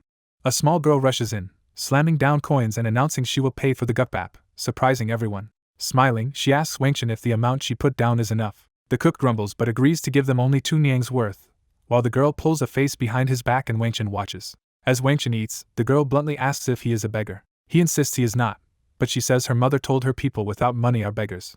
Curious about him, Wenchen asks the girl her name. She introduces herself as Bayak Ryun, asks where he is going, learns he is heading to Hunan where the Murim Alliance is, and hears he is going because there are many people he wants to kill. She excitedly asks if that means he is a martial artist too, and he notes she even knows of such things. Ryun explains that her mother said the Peto group that brought her here are martial artists, and that martial artists are very strong. Wenchen simply responds that he understands. Finishing his meal, he thanks her, sets down the marten fur, and calls it his gukbap payment. She claims the fur is worth much more and calls him a dumb beggar, but he insists he must still pay. She thinks, then says instead of money she wants him to do her a favor. She asks that if he meets martial artists later, he tell them her sick mother should be allowed to go ashore because martial artists only listen to their own kind. Wenchen considers this and is about to agree when the cook returns demanding the payment again, not realizing the fur is already his. Back on another boat, the cook is now gravely injured and begs for his life. A group of water bandits terrorize the merchants, ordering them to hand over everything while the victims plead to be spared. The bandits demand quiet surrender, promising life if the merchants comply. Watching this, Wenchen scoffs that after mountain bandits he now faces water bandits, while Ryun reacts in shock beside the first wounded man. Gripping his spear, Wenchen calls Ryun by name and says he will now grant her request. Ryun anxiously asks what he intends to do, and he answers that he will simply act. Wenchen steps onto the bandit's pontoon, dragging a man by the leg and commanding him to speak. The captured man struggles and demands to see the one in charge. The bandit leader Gong Sun-hap introduces himself as head of the Yangtze Waterway Gang and asks what the captive wants. The older captive shouts that he manages the Parduing ferries under the Peto's protection and warns the gang that the Peto will retaliate. Before he can finish, he is suddenly struck in the head, leaving him stunned and bleeding. Gong Sun-hap casually says the Peto will stay quiet and continues his slaughter. He then reveals to the terrified workers that the Peto already sold them to his gang. The debt workers panic, realizing the Peto betrayed them though they were close to paying off what they owed. Over their cries for mercy and requests to go ashore, Gong Sun-hap orders his men to silence them. The bandits begin a massacre, cutting down the helpless workers. Watching the bloodshed, Gong Sun-hap mocks that ignorant people's blood is all the same red. He suddenly senses something strange and reacts. Water explodes upward as Wenchen approaches from the far end of the pontoon amid chaos. Wenchen strides along the bloody platform with Ryun following behind, shocked by the corpses. 2 bandits confront Wenchen and taunt that now that he and the girl are in the market, they belong to the gang. With a flick of his weapon, Wenchen effortlessly sends the charging bandits flying, stunning them. He shields Ryun while spinning his weapon, spraying the surroundings with the bandits' blood. Walking forward through the carnage, he calls out to the water bandits. He repeats their earlier taunt back at them, saying their blood is just as red.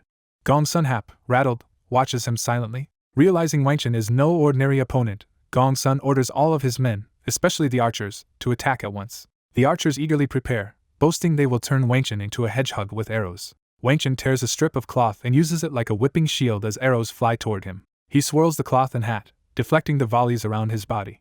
Using the whirling cloth, he reflects projectiles back, impaling the archers. Screaming, the archers clutch their pierced heads and arms. Wenchen advances over their bodies, killing more bandits without a word. Gong Sun-hap, alarmed, demands to know who Wenchen is and where he comes from. Wenchen merely taps his spear, refusing to answer. Trying to negotiate, Gong Sun suggests they not ask each other's identities and simply go their separate ways. He argues that if they fight, at least one of them will die, so avoiding a drawn-out battle would be wiser. Wenchen counters that Gong Sun would be the one to die and that he does not care what happens to his own body. Gong Sun rages at being underestimated and compares Wenchen to a reckless pup facing a tiger. He vows to make Wenchen regret provoking him and charges with his blade. As he launches his attack, a sudden shock knocks his weapon away, bewildering him. His swords spin through the air, separated from his grip. Gongsun clutches his wounded arm, confused that he is the one suffering. Wangchen coolly remarks that regret should be his enemy's, not his. Raising his weapon, Wangchen mocks the water bandit leader, saying his mouth will keep floating even if his body sinks. The narration repeats his taunt, stressing that only Gongsun's mouth will float if he falls into the water. Gongsun realizes in terror that his wrist was smashed in a single exchange and concludes Wangchen must be a peak-level master. He thinks he ought to flee from such a foe but despairs that there is nowhere to run. Looking around at the slaughtered gang and the rescued workers, he wonders where he could escape to. He also senses that Wangchen is not the type to spare him, even if he begged. Driven to desperation, he decides he has only one grim option left. He unleashes a desperate red energy attack, striking at Wangchen with all his strength. The energy blast surges toward Wangchen, lighting up the pontoon.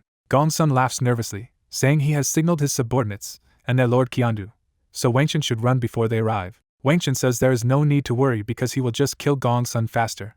Gongsun responds by stomping and preparing another ferocious charge. He hurtles forward, demolishing the wooden pillars as he leaps at Wangchen. Blocking easily, Wangchen notes that if this is all Gongsun can do, the fight is far too easy. Wangchen suddenly widens his eyes, sensing something wrong. Gongsun has grabbed Rian as a hostage and mocks Wangchen's shock. Holding Rian tightly, Gongsun threatens that if Wangchen takes another step she will die and demands to know what he will choose. He orders Wangchen to drop his weapon and kneel, laughing, while Wangchen stands mute. Crying, Rian calls out Wangchen's name from Gongsun's grip. Wangchen apologizes to her, saying he cannot let the water bandits go just to save her. Through tears, Rian says she understands and only begs that her mother be allowed to return to land. Wangchen solemnly promises to grant that wish. Lifting his spear again, he advances, shocking Gongsun, who cannot believe Wangchen still intends to kill him. Wangchen coldly tells Gongsun to kill the girl if he wants, but warns that in return Gongsun will pay an unimaginably terrible price. He elaborates that Gongsun will suffer the worst fate in the world as retribution. Wangchen graphically describes how he will mutilate Gongsun piece by piece and throw him into a pig pen. Gongsun imagines that torment, realizing it would leave him unable to live or die. Panicking, he protests that if Wangchen did such a thing, their gang lord and the alliance behind them would never let it pass. Wangchen's killing aura flares, and Gongsun screams as that threat clearly fails to intimidate him. Crushed by fear, Gongsun clutches Rian tighter but cannot move properly. Rian trembles in his arms, startled as his grip loosens.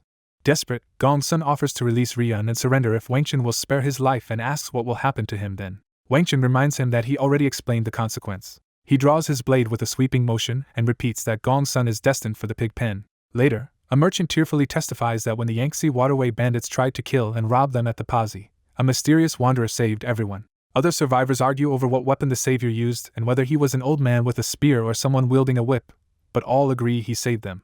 They continue to disagree about his appearance, some insisting he looked like a boy, others that he was towering, showing how confused their memories are. More exaggerated stories spread about the savior's red face, thunderous weapon swings, and heroic departure, while a cloaked woman and her team listen. The woman notes that all the survivors' accounts contradict each other, and wonders what kind of person Sam Ching Wangchen really is. She reflects that judging by his actions against clan head Zhou and the Namgung clan he is not orthodox, yet he destroyed the Black Dao gang and rescued those oppressed by them. She adds that he also saved the Pazi merchants, leaving her unsure whether he is a righteous hero or a villain. Preparing an interrogation, she silently threatens a captive by gripping her throat, and warning she will cut off an ear if the girl resists. She further warns that if anyone interrupts her, she will kill the captive girl first. Despite the conflicting stories, she decides Wangchen is a villain who must be punished. Another woman suddenly contradicts her, asserting that he is not a villain. Little Rian speaks up firmly, declaring that the beggar big brother is kind, not evil, leaving the interrogator stunned. A subordinate warns that something is descending toward the young lady from above. A black-cloaked group rushes along the shore while others below react in surprise to their sudden movement. The young lady spots the newcomers and recognizes their uniforms with concern. The leading swordsman orders his group to halt and rest briefly. Seeing them clearly, the young lady realizes they belong to the Murim alliance. She and her escorts formally greet Manhwa Jinan of the Manhwa sect. Manhwa Jinan notes it has been a while and asks why she is here, while he is introduced as a Manhwa instructor. She explains she is home on vacation from the academy but must handle a personal matter before returning. He accepts this and asks why the Namgung group has come so far out. Manhwa Jinan states that his party is hunting a public enemy of the Murim. He explains they have tracked down the man who violated and killed his junior sister before fleeing to join the demonic cult, and that the culprit should be nearby. The young lady deduces that the target is the criminal known as Death Plum Blossom. Manhwa Jinan confirms and, saying they are short on people, asks to borrow the Namgung clan's strength. She replies that because this mission was ordered by her grandfather, they need the Namgung main family's approval first. Accepting the refusal out of respect for her Sword King Sr., Manhwa Jinan drops the request. He rallies his men, urging them to hurry and capture the villain before innocent lives are lost, and they answer in unison. As his squad departs, one of the Namgung retainers calls to the young lady. Her subordinates remark that they must head downstream anyway, since the fugitive's trail also leads that way. The young lady ponders how the movements of Death Plum Blossom and a man named Sam Ching Wangchen overlap suspiciously. She orders her group to follow the alliance for now and, if they find Death Plum Blossom first, to avoid fighting and instead notify the Murim alliance. She stresses that, despite the alliance's mission, their top priority remains capturing Sam Ching Wangchen. In the reads, Sam Ching Wangchen finishes paying respects at a lonely grave. He senses someone approaching and turns toward the rustling grass. A half-dressed swordsman with long hair appears, realizing someone is already here and politely asking to be excused to speak with this visitor. The long-haired newcomer studies him closely, startled into silence. He asks if Sam Ching was performing ancestral rites and whose grave it is. Sam Ching answers that he does not know whose grave it is, prompting the other man to ask why he would still offer rites. Sam Ching says he pitied a grave that no one visits and wanted to show respect, nothing more. The long-haired man smiles darkly and responds with a skeptical, almost mocking remark. He decides to join the offering as well, stepping forward with his sword. He plants his sheath blade into the ground before the grave and kneels. While bowing, he praises Sam Ching's compassion toward an unknown grave and says such righteousness deserves a reward. Pointing to the sword, he tells Sam Ching to take it, explaining it is a valuable weapon worth 100 gold. Sam Ching replies that if he were the sort to accept a 100 gold sword, he would have beheaded the man for the 1,000 gold bounty on his head instead. He reaches out and grips the sword's scabbard. Declaring himself Death Plum Blossom O John, Sam Ching orders his opponent to draw his weapon. Sam Ching briefly marvels at being offered such a precious sword. He reiterates that if he were truly the intended recipient, he would rather claim the bounty by taking the other man's head. Again he grabs the sword, signaling that he will accept the challenge. Death Plum Blossom, O John, formally invites Sam Ching to fight by drawing his blade. Elsewhere on the river, Yangtze waterway bandits see a red signal flare and command their boats to charge ahead and slaughter everyone. Their leader suddenly notices something ahead and reacts in alarm. Spotting survivors on the shore, he orders his men to beat them and find whoever slew their lord Baekdu, swearing to make the attackers regret crossing the Yangtze waterway gang. As the bandits rush ashore, O John asks Sam Ching what relationship he has with O John's father. Sam Ching answers there is no relation, and when asked how he knew to come to that grave, deflects that it might just be coincidence. O John notes that the offerings of bamboo leaf liquor and gourd wine at the grave were his father's favorites, and are also drinks he personally likes. He glares, accusing Sam Ching of expecting him to believe such a coincidence. Sam Ching casually says he never asked O John to believe his explanation. Bandits charge them screaming insults, and O John roars that he will beat them all to death. Calmly cutting the attackers down, he demands to know where they had been headed. Sam Ching answers that their original destination was Hunan. O John clarifies that Hunan is where ManhWa is and presses Sam Ching on why he is going there, killing more bandits as he speaks. Sam Ching replies that he is going for revenge. O John, tense, demands to know against whom Sam Ching seeks vengeance. Sam Ching only smirks menacingly at the question. O John says Sam Ching wants revenge on someone who is like a master to him. O John scoffs that a master is simply a master, questioning what such vague phrasing even means. Sam Ching counters that some relationships cannot be defined so neatly. The two unleash their sword arts, slaughtering the surrounding bandits in a storm of blades and blood. Sam Ching readies his blood-stained sword as glowing petals swirl around it. He pointedly asks who this master-like person is that Sam Ching wants to kill. Sam Ching dismisses the inquiry, saying O John does not need to know. A crimson, demonic aura shaped like a beast gathers amid drifting petals. The demonic aura fully forms, radiating killing intent. Sam Ching and O John clash fiercely, their blades meeting in an explosive impact of crimson energy. O John steels himself and acknowledges that his opponent truly wields the fearsome plum blossom sword. Grinding his teeth, O John calls Sam Ching's words disgusting. Enraged, he screams at Sam Ching not to address him with that title and releases another massive crimson slash. Sam Ching asks if the name of ManhWa itself weighs heavily on O John and presses him on why. He then coldly states that after O John raped and killed his junior sister, he is now attempting to flee to the demonic cult. O John, burning with murderous aura, falls silent but readies himself to continue the fight. Sam Ching looks on in confusion as O John's power swells. O John's sword erupts in a towering column of plum-colored flames shaped like blossoms. He invokes the plum blossom sword technique, gathering his power for a devastating strike. Using the move falling plum blossoms become rain, O John launches myriad blade petals down at Sam Ching. Sam Ching analyzes the attack, thinking that it shows the legendary skill of Death Plum Blossom even while injured. He counters with his own sweeping technique, slashing through the storm of petals. The collision of techniques tears up the ground and scatters energy everywhere. Sam Ching mentally dissects the style, noting its mix of real and fainting strikes and the orthodox versus unorthodox movements hidden in the petals. He concludes that the true target lies somewhere behind the curtain of blossoms. Fixating on the source, he aims for what is concealed beyond the plum flower illusions. O John suddenly realizes that his own plum blossom sword master's core method is being turned against him. Samching's counterattack pierces through and strikes Ojan in the torso. Using the opening, Samching moves in with agility to press the advantage. He lands another blow, leaving Ojan staggering and wounded. Breathing heavily, Ojan struggles to stay upright while Samching approaches steadily. Samching muses that if his left arm were still attached and usable, Ojan snaps that in that case Samching's head would already be rolling in the mud. Samching blandly notes that right now his arm is not attached, implying Ojan has no such advantage. Ojan tries to retort in anger as Samching rests Death Plum Blossom's limp body on his shoulder.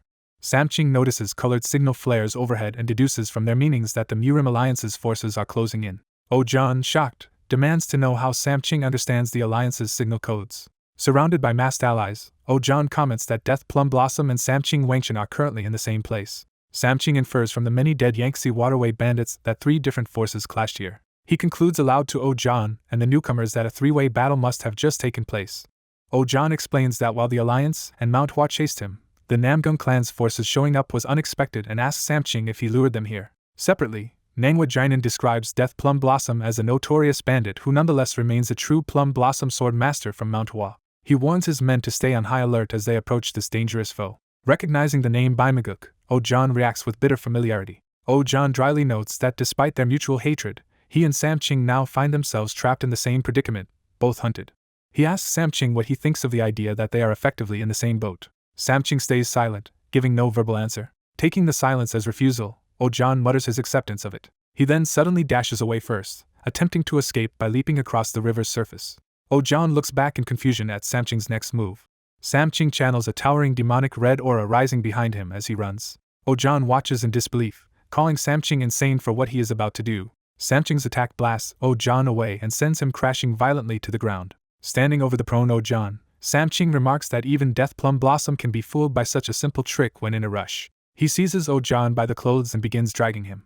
Samching says there is no need for Ojan to feel too ashamed, since another famed fighter called the Staff Ghost once fell for the same trick. He repeats that Death Plum Blossom is in too much of a hurry, and thus fell prey to a shallow deception.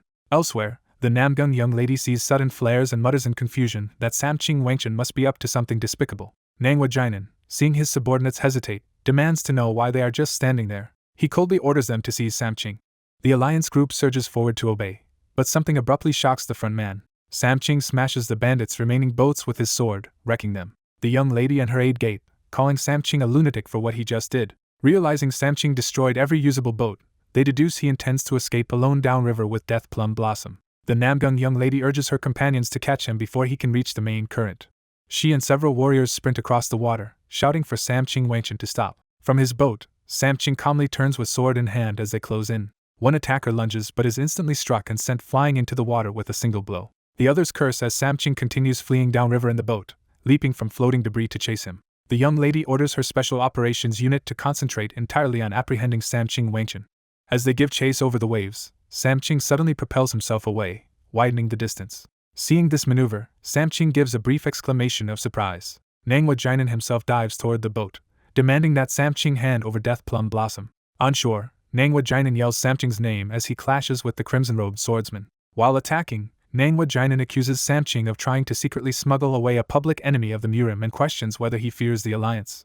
Realizing the gravity of Samching's power, Manhwa Jinan's expression hardens in shock. He hurls his sword strike toward the boat, trying to stop Samching from getting away. The impact sends Manhwa Jinan flying back to the water's edge, where his allies rush up asking if he is alright. Shaken, Manhwa Jinan wonders what that ominous sensation was, a chilling unease that still clings to him.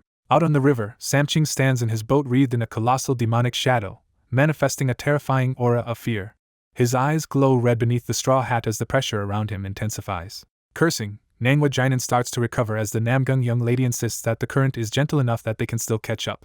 Gritting his teeth, Manhwa Jinan orders his men to find any intact boat and pursues Samching at once. The subordinates answer and scatter along the shore as Samching's small craft disappears downstream among the wreckage. The scene shifts to a rainy mountain valley with a cave entrance, setting up a flashback.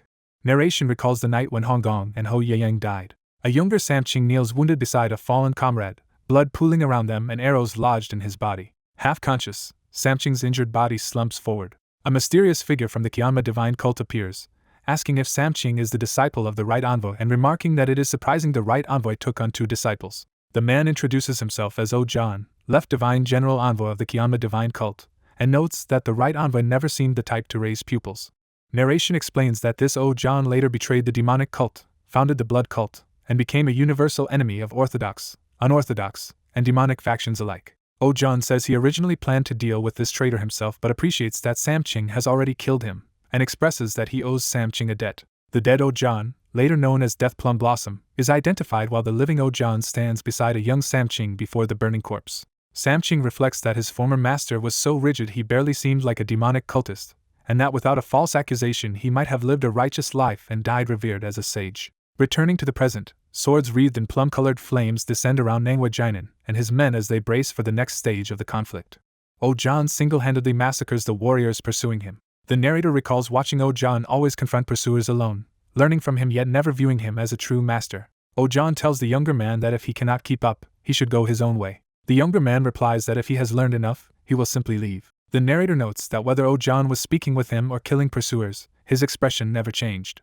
He adds that there was only one time when Ojan's expression differed, at a solitary grave. At that grave, Ojan reveals it is where his father is buried. Ojan kneels and bows low before his father's grave. Sitting by the grave with his companion, Ojan talks about the kinds of liquor his father liked and regrets not bringing any. After a pause, Ojan starts to say something important. He asks that if he dies at the hands of the Murim Alliance, his body be recovered and buried beside his father. The younger man silently struggles with the request. He finally vows that he will fulfill that request. The narrator reveals that, in the end, that oath could not be kept. He remembers Ojan's bloodied face at the time of his death. He then recalls seeing Ojan's severed head hung high on a pole with a notice of his execution. The narration states Ojan faced 91 pursuers alone, died after suffering 32 wounds. It continues that his eyes were gouged out and displayed at Manhwa's east gate, his head set up there as a warning. Ojan's body was stuffed in a sack and thrown into the Jujang River, enraging the narrator. After much time, the narrator took up a spear to belatedly honor Ojan's wish and marched toward an illuminated sect. Manhwa disciples shout that there is an intruder at the east gate and speculate he is from an enemy faction. The intruder climbs the stairs with a blood-stained spear, while someone shouts to stop him. The disciples realize in fear that a single man has smashed through Manhwa's east gate alone. As the bloody spear pierces a disciple, onlookers recognize the intruder's old spear and clothes and begin to suspect his identity. They wonder aloud if this terrifying attacker is the legendary Spear King. Manhwa's elder greets him as the battlefield-famous Spear King and asks his purpose. The Spear King, furious, begins by referring to the one they tore apart. He declares he has come to find Death Plum Blossom's body, and from that day his title changed from Spear King to Spear Demon. The story cuts to a stormy night at a cliffside cave. Inside the cave, the ground trembles as someone lies near a campfire. The man by the fire suddenly awakens, roaring in shock. Another man calmly tells him he is awake, and the startled one recognizes him in confusion. The black-haired man studies the newly awakened fellow in silence. The awakened man, still tense and sweating, tries to steady himself. Catching his breath, he admits he does not know who the other is and that his head is still ringing. A brief flashback shows the younger man once being dragged along in chains. The black-haired man claims the other survived only because of him, irritating the awakened one. After a pause, the awakened man curses quietly as fish roast over the campfire. He samples the fish, decides it is edible, and reevaluates his situation. He then thanks the black-haired man for saving him, surprising his listener. The narrator thinks to himself that he owes this rigid, once promising plum blossom swordsman, now branded a public enemy. The awakened man, curious, asks why the other is being hunted. The black-haired man says the charge is already known, that he supposedly raped and killed his junior sister. Hearing this, the awakened man immediately insists that such an accusation cannot be true. He reflects that comrades of decades now call him a vile lecher, yet a stranger he met today believes his innocence, and leaves him speechless. The black-haired man continues eating fish in silence. The two sit quietly by the fire, letting the tension settle. The black-haired man finally asks him to just listen to the story and let it pass. The narrator realizes what follows is a truth even he never heard in his previous life. The awakened man begins his tale, saying there once was a young man. He says this is the unwanted truth of the current era. The story shifts to the past, where the young man fights and defeats another martial artist. He wins decisively, stopping his blade at the opponent's throat. The defeated opponent concedes, admitting his loss. The judges declare the young traveler from Bongmunhean the winner of the martial tournament. Amid roaring cheers, the name Ojan is announced as the champion. The prize for the tournament is announced as marriage to Azure Dragon Gate's treasured daughter, Kang-ah, and Ojan is asked for his decision. Ojan and Kang-ah exchange shy, happy glances, confirming their match. The narrator explains that the young man gained a lovely bride and crushed all enemies of his new father-in-law's sect, making his fame resound throughout the region. He emphasizes that the young man was handsome, powerful, and from a wealthy family. Ojan jokes that he even received the embarrassing nickname Jade Dragon Young Master from these accomplishments. The listener responds indifferently, asking what that matters. The tale continues, As his fame grew, major sects took notice, particularly Manhwa. The young man joined Manhwa as a Taoist disciple and was soon granted a plum blossom engraved sword. Those days were perfect. He was cherished by masters, respected by brothers, and became a plum blossom sword master. He says his happiness was blessed by the world's most beautiful wife. Yet he warns that despite this happiness, something went wrong. He introduces his beloved junior sister, Wu Mengyang, with whom he was especially close. Wu Mengyang is shown quietly emotional, hiding her feelings. The narration describes her as beautiful and extremely talented, often paired with the young man in people's praises. One day, John privately calls Mengyang over for a conversation. Nervous, he awkwardly asks her what kind of gifts women like. She blushes in surprise, wondering if the question itself is rude. Embarrassed, she suggests that something like a hairpin would be good. Overjoyed, John takes her advice, thanking her enthusiastically. She watches him run off to buy the gift, speechless. Alone, Mengyang smiles to herself, obviously harboring feelings for him. Later, Mengyang walks through a busy snowy street. She spots John ahead and calls out to her senior brother. She moves to greet him warmly. John, however, is seen preparing to place the hairpin in Kang'a's hair. He gently sets the flowered hairpin on his wife Kang'a's head, pleasing her. Mengyang watches this scene in utter shock and heartbreak. Kang'a notices Mengyang's reaction and asks her husband what is wrong. John dismisses it, saying it is nothing.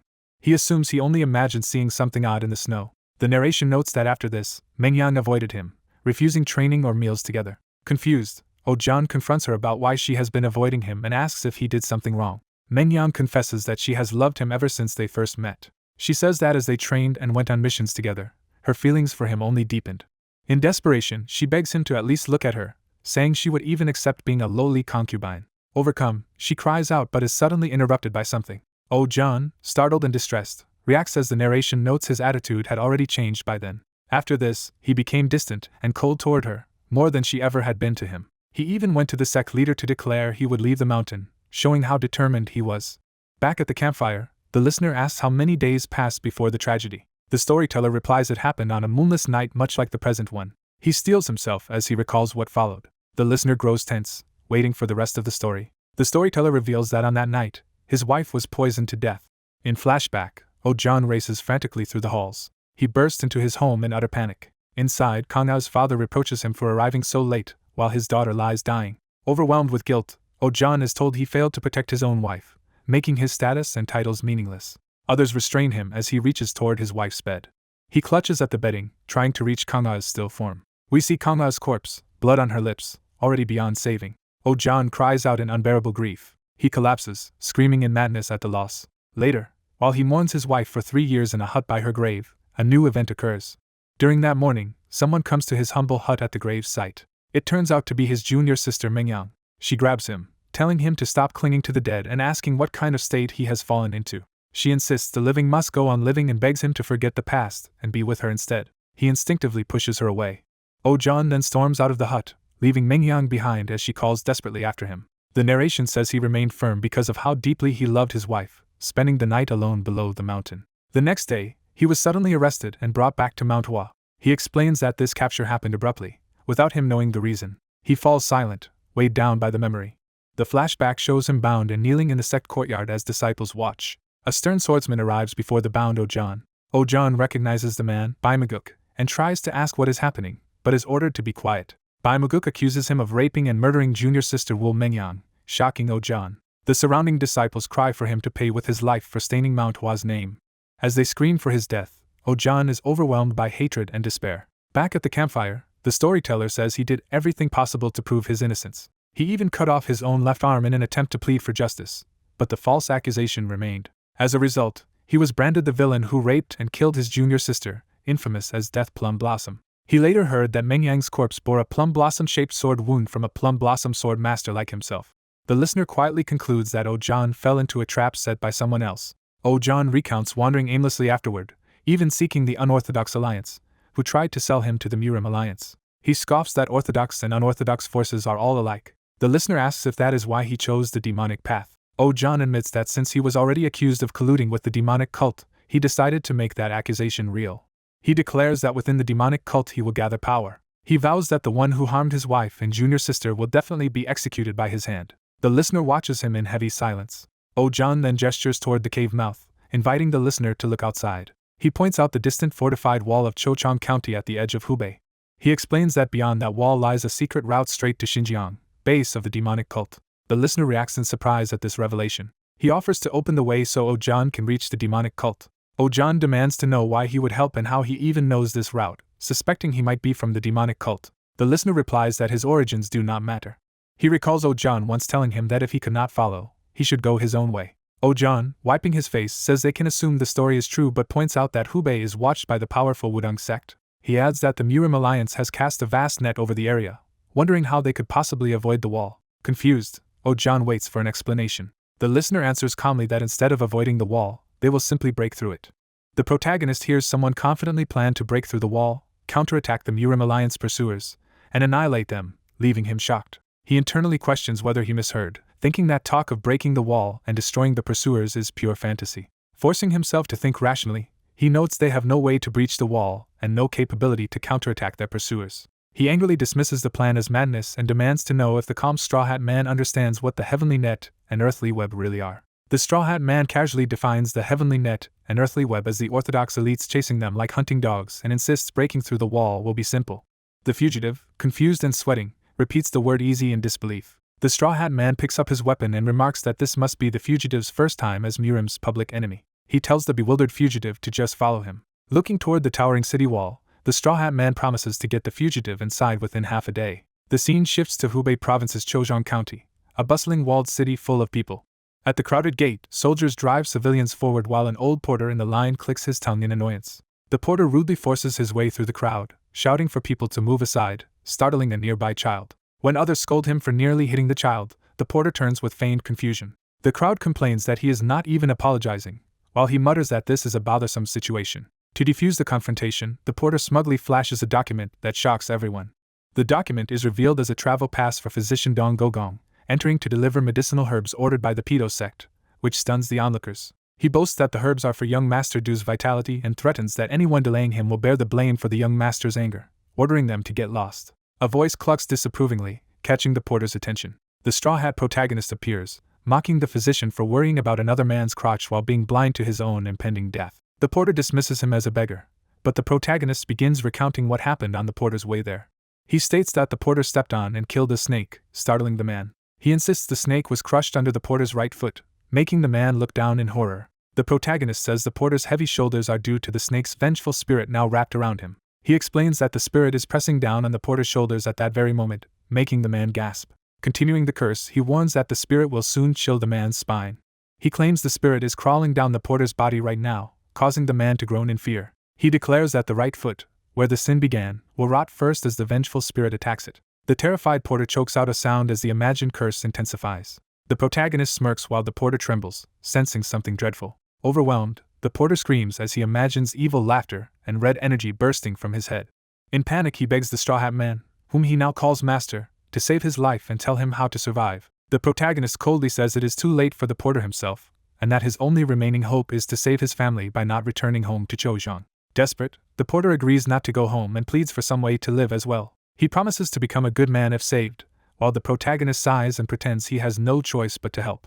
The protagonist grandly claims he will reveal heavenly secrets and orders the porter to listen carefully, which the man nervously agrees to do.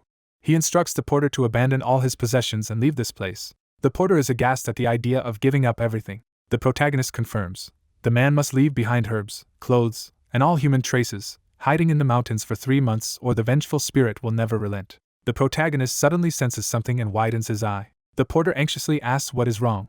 Pointing at him, the protagonist says something nearby still reeks of the human world. The trembling porter asks if he should also discard the travel pass he is holding. The protagonist snaps that the pass is the first thing that must go if the man does not want the spirit to track him, so the porter hastily agrees. Even so, the porter worries that abandoning the delivery will bring Pedo sect retribution upon him. The protagonist tells him not to worry, saying he will take care of that matter.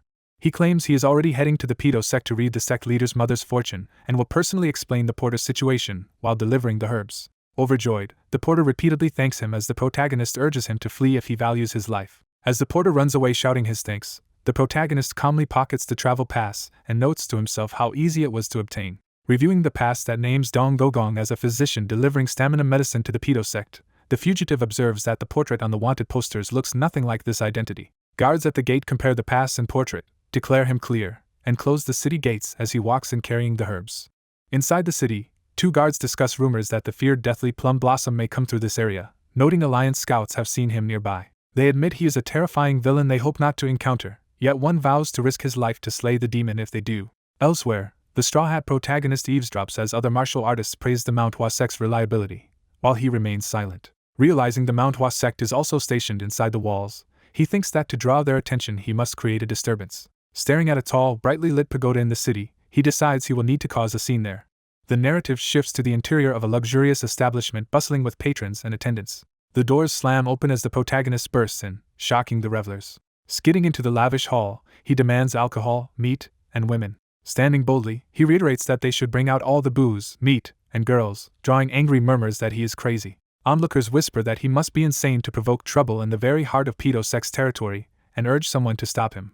He strides forward with determination. He plants himself in a seat, ready to act. Kicking up his feet on the table, he repeats his demand for all the booze, meat, and women they have. A courtesan asks if he can afford such excess, drawing his attention. He casually answers that he has no money, prompting outrage before she notes that someone like him might not even need to pay.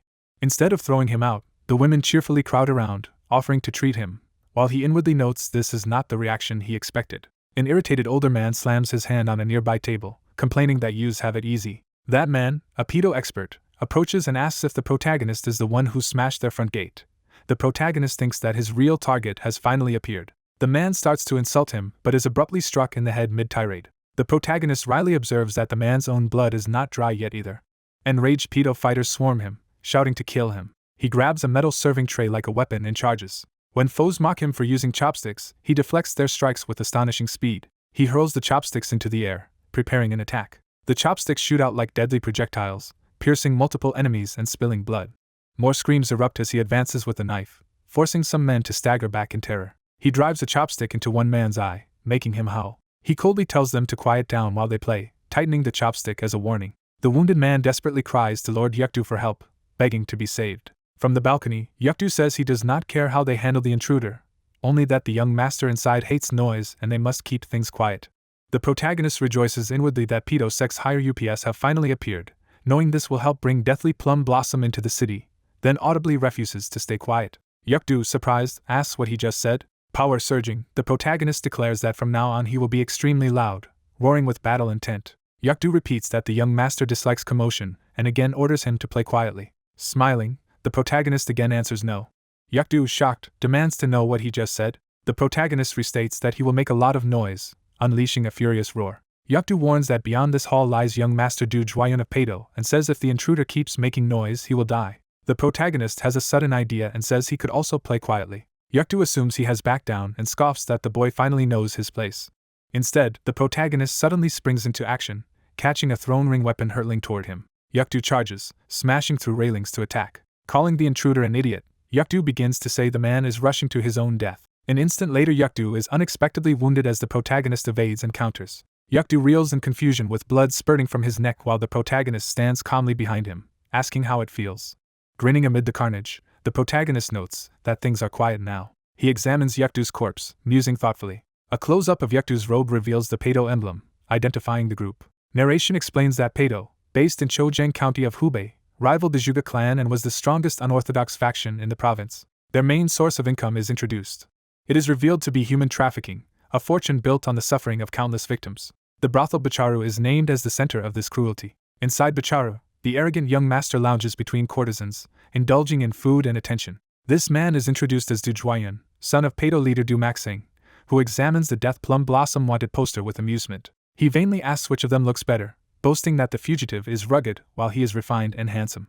The courtesans flatter him, unanimously declaring that young master Du is far more attractive. He then notices one girl who looks unusually gloomy. Pointing at her, he asks why she seems so down and demands her name. The frightened girl nervously introduces herself as Bayok Rihyang. Another courtesan explains that Rihyang's mother and little sister were sold to the Pazi, so she is constantly worried, which Du Juayun acknowledges. Du Juayun cruelly says that if they were sold to the Pazi, they were likely handed to the Yangtze Waterway Gang and are effectively as good as dead. Rihyang reacts in horror and shock. He continues, describing how those bandits exploit even discarded, unsellable prostitutes to the last drop, making her tremble. He warns that if she does not want the same fate, he leans in menacingly and tells her she had better perform her utmost for him that night.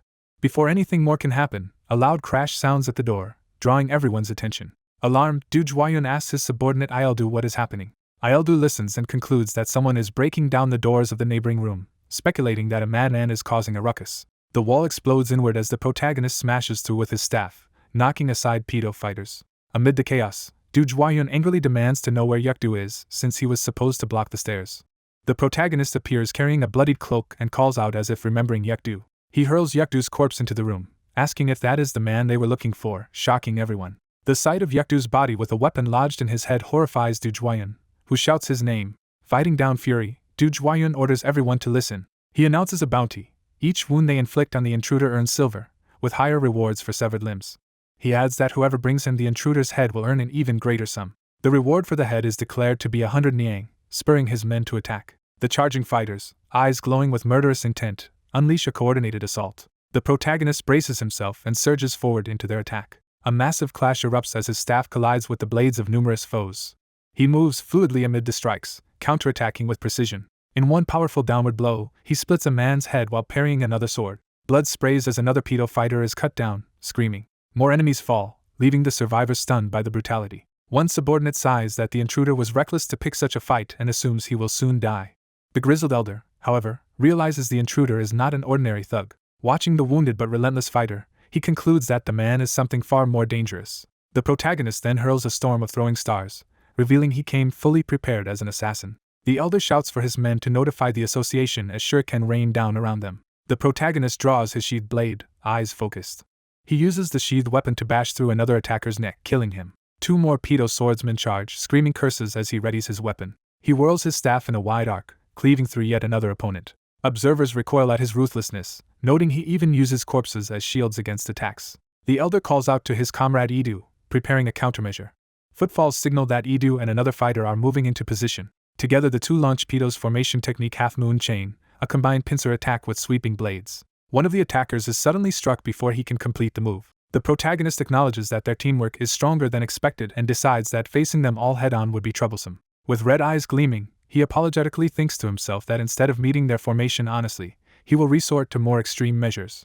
The dark-haired warrior rejects the idea of taking an easy path and brutally cuts down guards with his spear. A man lounging inside the room hears the commotion, startles, and screams in fear. An older retainer yells in alarm, calling out to his young master. The wounded retainer leaps in front of the young master and sacrifices his arm to block a spear thrust, both of them crying out. Bleeding heavily, the retainer anxiously checks if the young master is safe while the young man groans in pain.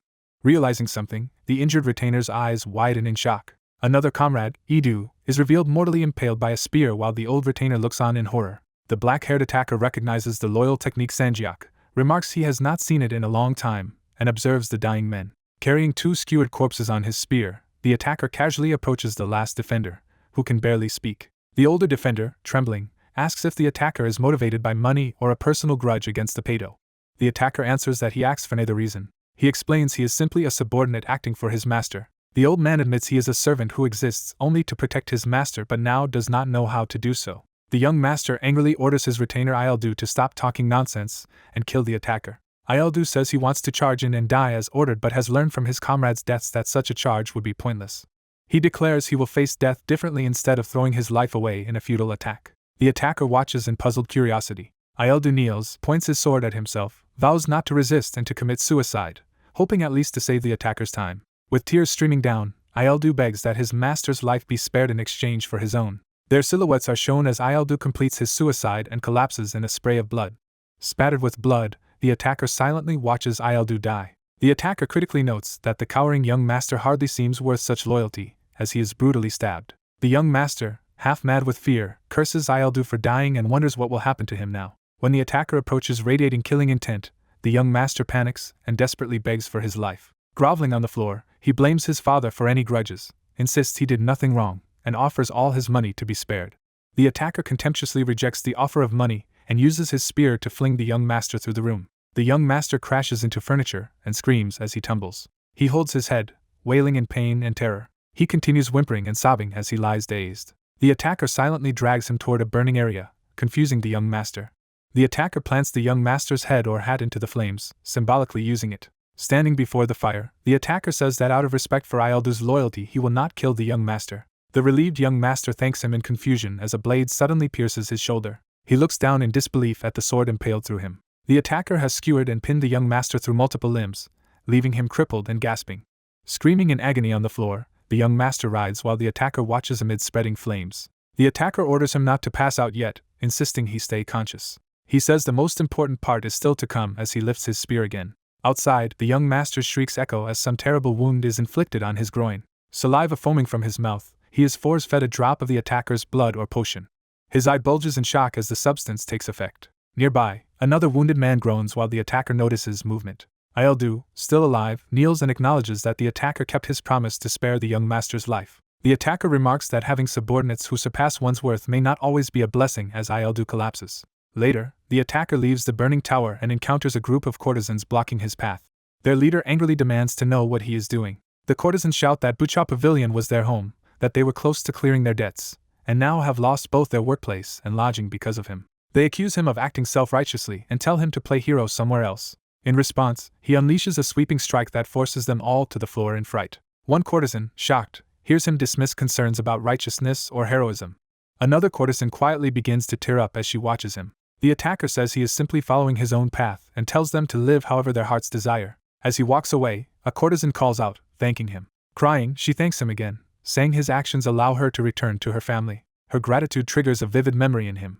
He recalls a little girl once asking if he was a beggar, and himself denying it. He smiles faintly at the memory. He modestly replies that he is not a benefactor. The scene shifts to the towering Bicharu, which is now completely engulfed in flames over the city. City guards notice the fire in Pado territory and wonder what is happening. More guards shout that Bicharu is burning and the flames are spreading, realizing the situation is dire. Their captain curses that it had to be Pado's property and orders soldiers to draw water and extinguish the fire quickly. Inside the gate compound, guards hurry to respond while two disguised figures, including the attacker, approach. One of the disguised men loudly calls out, drawing the captain's attention, who recognizes him from earlier. The attacker, posing under the false name Dongagang, claims to be a physician bringing herbs to Pado and begs that the urgent delivery requires the gate be opened.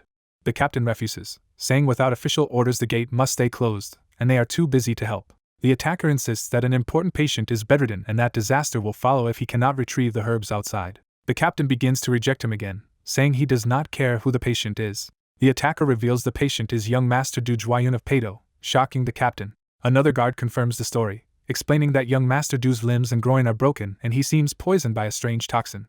The captain worries aloud that Pado's leader dotes on his son and they will incur his wrath if they refuse help and something happens. The disguised attacker suggests that if they open the gate now, he promises to treat young Master Du and says that the captain will be regarded as a benefactor to Pado, tempting him. The captain hesitates, thinking hard. He finally orders the gate open slightly so the supposed physician can pass. The attacker thanks him and heads out through the partially opened gate with his companion.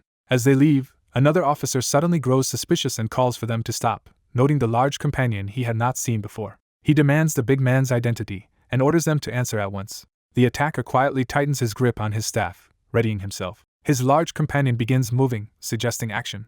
A close-up of one guard shows his startled realization. Outside the gate area, the large companion launches into action while the captain recognizes the disguised boy as the waiter from Bucha Pavilion. The captain shouts in disbelief that the supposed physician's assistant is actually the pavilion's waiter and demands to know what happened there and why he is dressed like this. Flustered, the bandaged companion claims poor night vision and low stamina, saying he brought the boy as a guide and porter. The captain, convinced, allows them to proceed and instructs his men to close the gates quickly, while the attacker thanks him. The pair hurry away from the gate as it begins to shut behind them. The captain supervises as his men close the huge city gates. The disguised duo squeeze out through the narrowing gap just before it shuts. They successfully pass through and move off into the night. The captain confirms the exit and orders the gates fully closed. Outside the walls, the attacker walks into a dark forest where someone tied to a tree sobs. In the bamboo forest, an earlier captive is shown bound and crying while the attacker's internal monologue recalls ordering him to exchange clothes and stay away from the gates until tomorrow. The memory continues with the attacker threatening to treat the captive as brutally as he treated young Master Du if he disobeys. The captive, badly beaten and weeping, curses his situation. Back in the present, he trudges along bandaged and sore as the attacker casually asks if he remembers the plan. The attacker remarks that breaching the walls turned out to be quite easy. His companion is stunned that he provoked the entire pedo sect just to slip through the city gate, and the attacker blandly confirms it. The companion inwardly marvels at this insane plan, deciding the boy must have been trained by some formidable master. Out loud he says the boy must have studied under a master, and presses him to reveal who raised him. The attacker pauses silently, unwilling to answer. He finally says he no longer has a master whose name he can reveal, accompanied by a somber image of past mentors lost in flames. A quiet scene shows him and his current companion resting together at night, emphasizing their new partnership. The companion concludes that the boy is simply repaying the teachings he once received. He fixes the boy with a serious gaze. He admits he barely understands the boy's words but says one thing is clear. Clenching his fist to his chest, he prepares to explain his own philosophy. He recites that helping others is benevolence, saving those in trouble is courage, and possessing both qualities makes one a hero. He declares that the boy possesses all those traits and feels ashamed for having doubted such a hero. As townsfolk gossip that Bucha Pavilion burned down because some madman set it ablaze, the companion listens awkwardly. Embarrassed by the rumor, he coughs and asks the boy where he plans to go next. The boy answers that they should eat first. The scene shifts to a new restaurant where they sit down at a table. The companion hungrily digs into food, exclaiming how long it has been since he ate properly. The boy, unmoved by the noisy gossip around them, suggests they just focus on eating, and the companion eagerly agrees. Nearby patrons excitedly discuss the burning of Bucha Pavilion, drawing the companion's attention. Other drinkers complain that with the courtesans gone they have nowhere to play and blame the unknown arsonist. One man notes with grim satisfaction that Pito's young master has become a half-cripple. The men laugh loudly, joking that he is now effectively a eunuch and saying they are drinking to celebrate his castration. Hearing this, the companion laughs along that it serves the young master right while the boy stares coldly. The boy wordlessly contemplates a green fruit, clearly affected by the talk.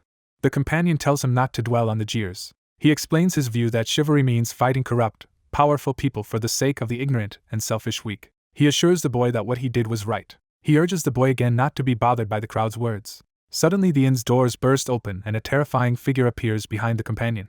The enraged newcomer demands to know which diners were bad-mouthing his side. He seizes one terrified man by the head. Revealed as Pedo sect leader Du Maxing, he accuses the man of insulting his son. The man begs for mercy, but Maxing's grip tightens.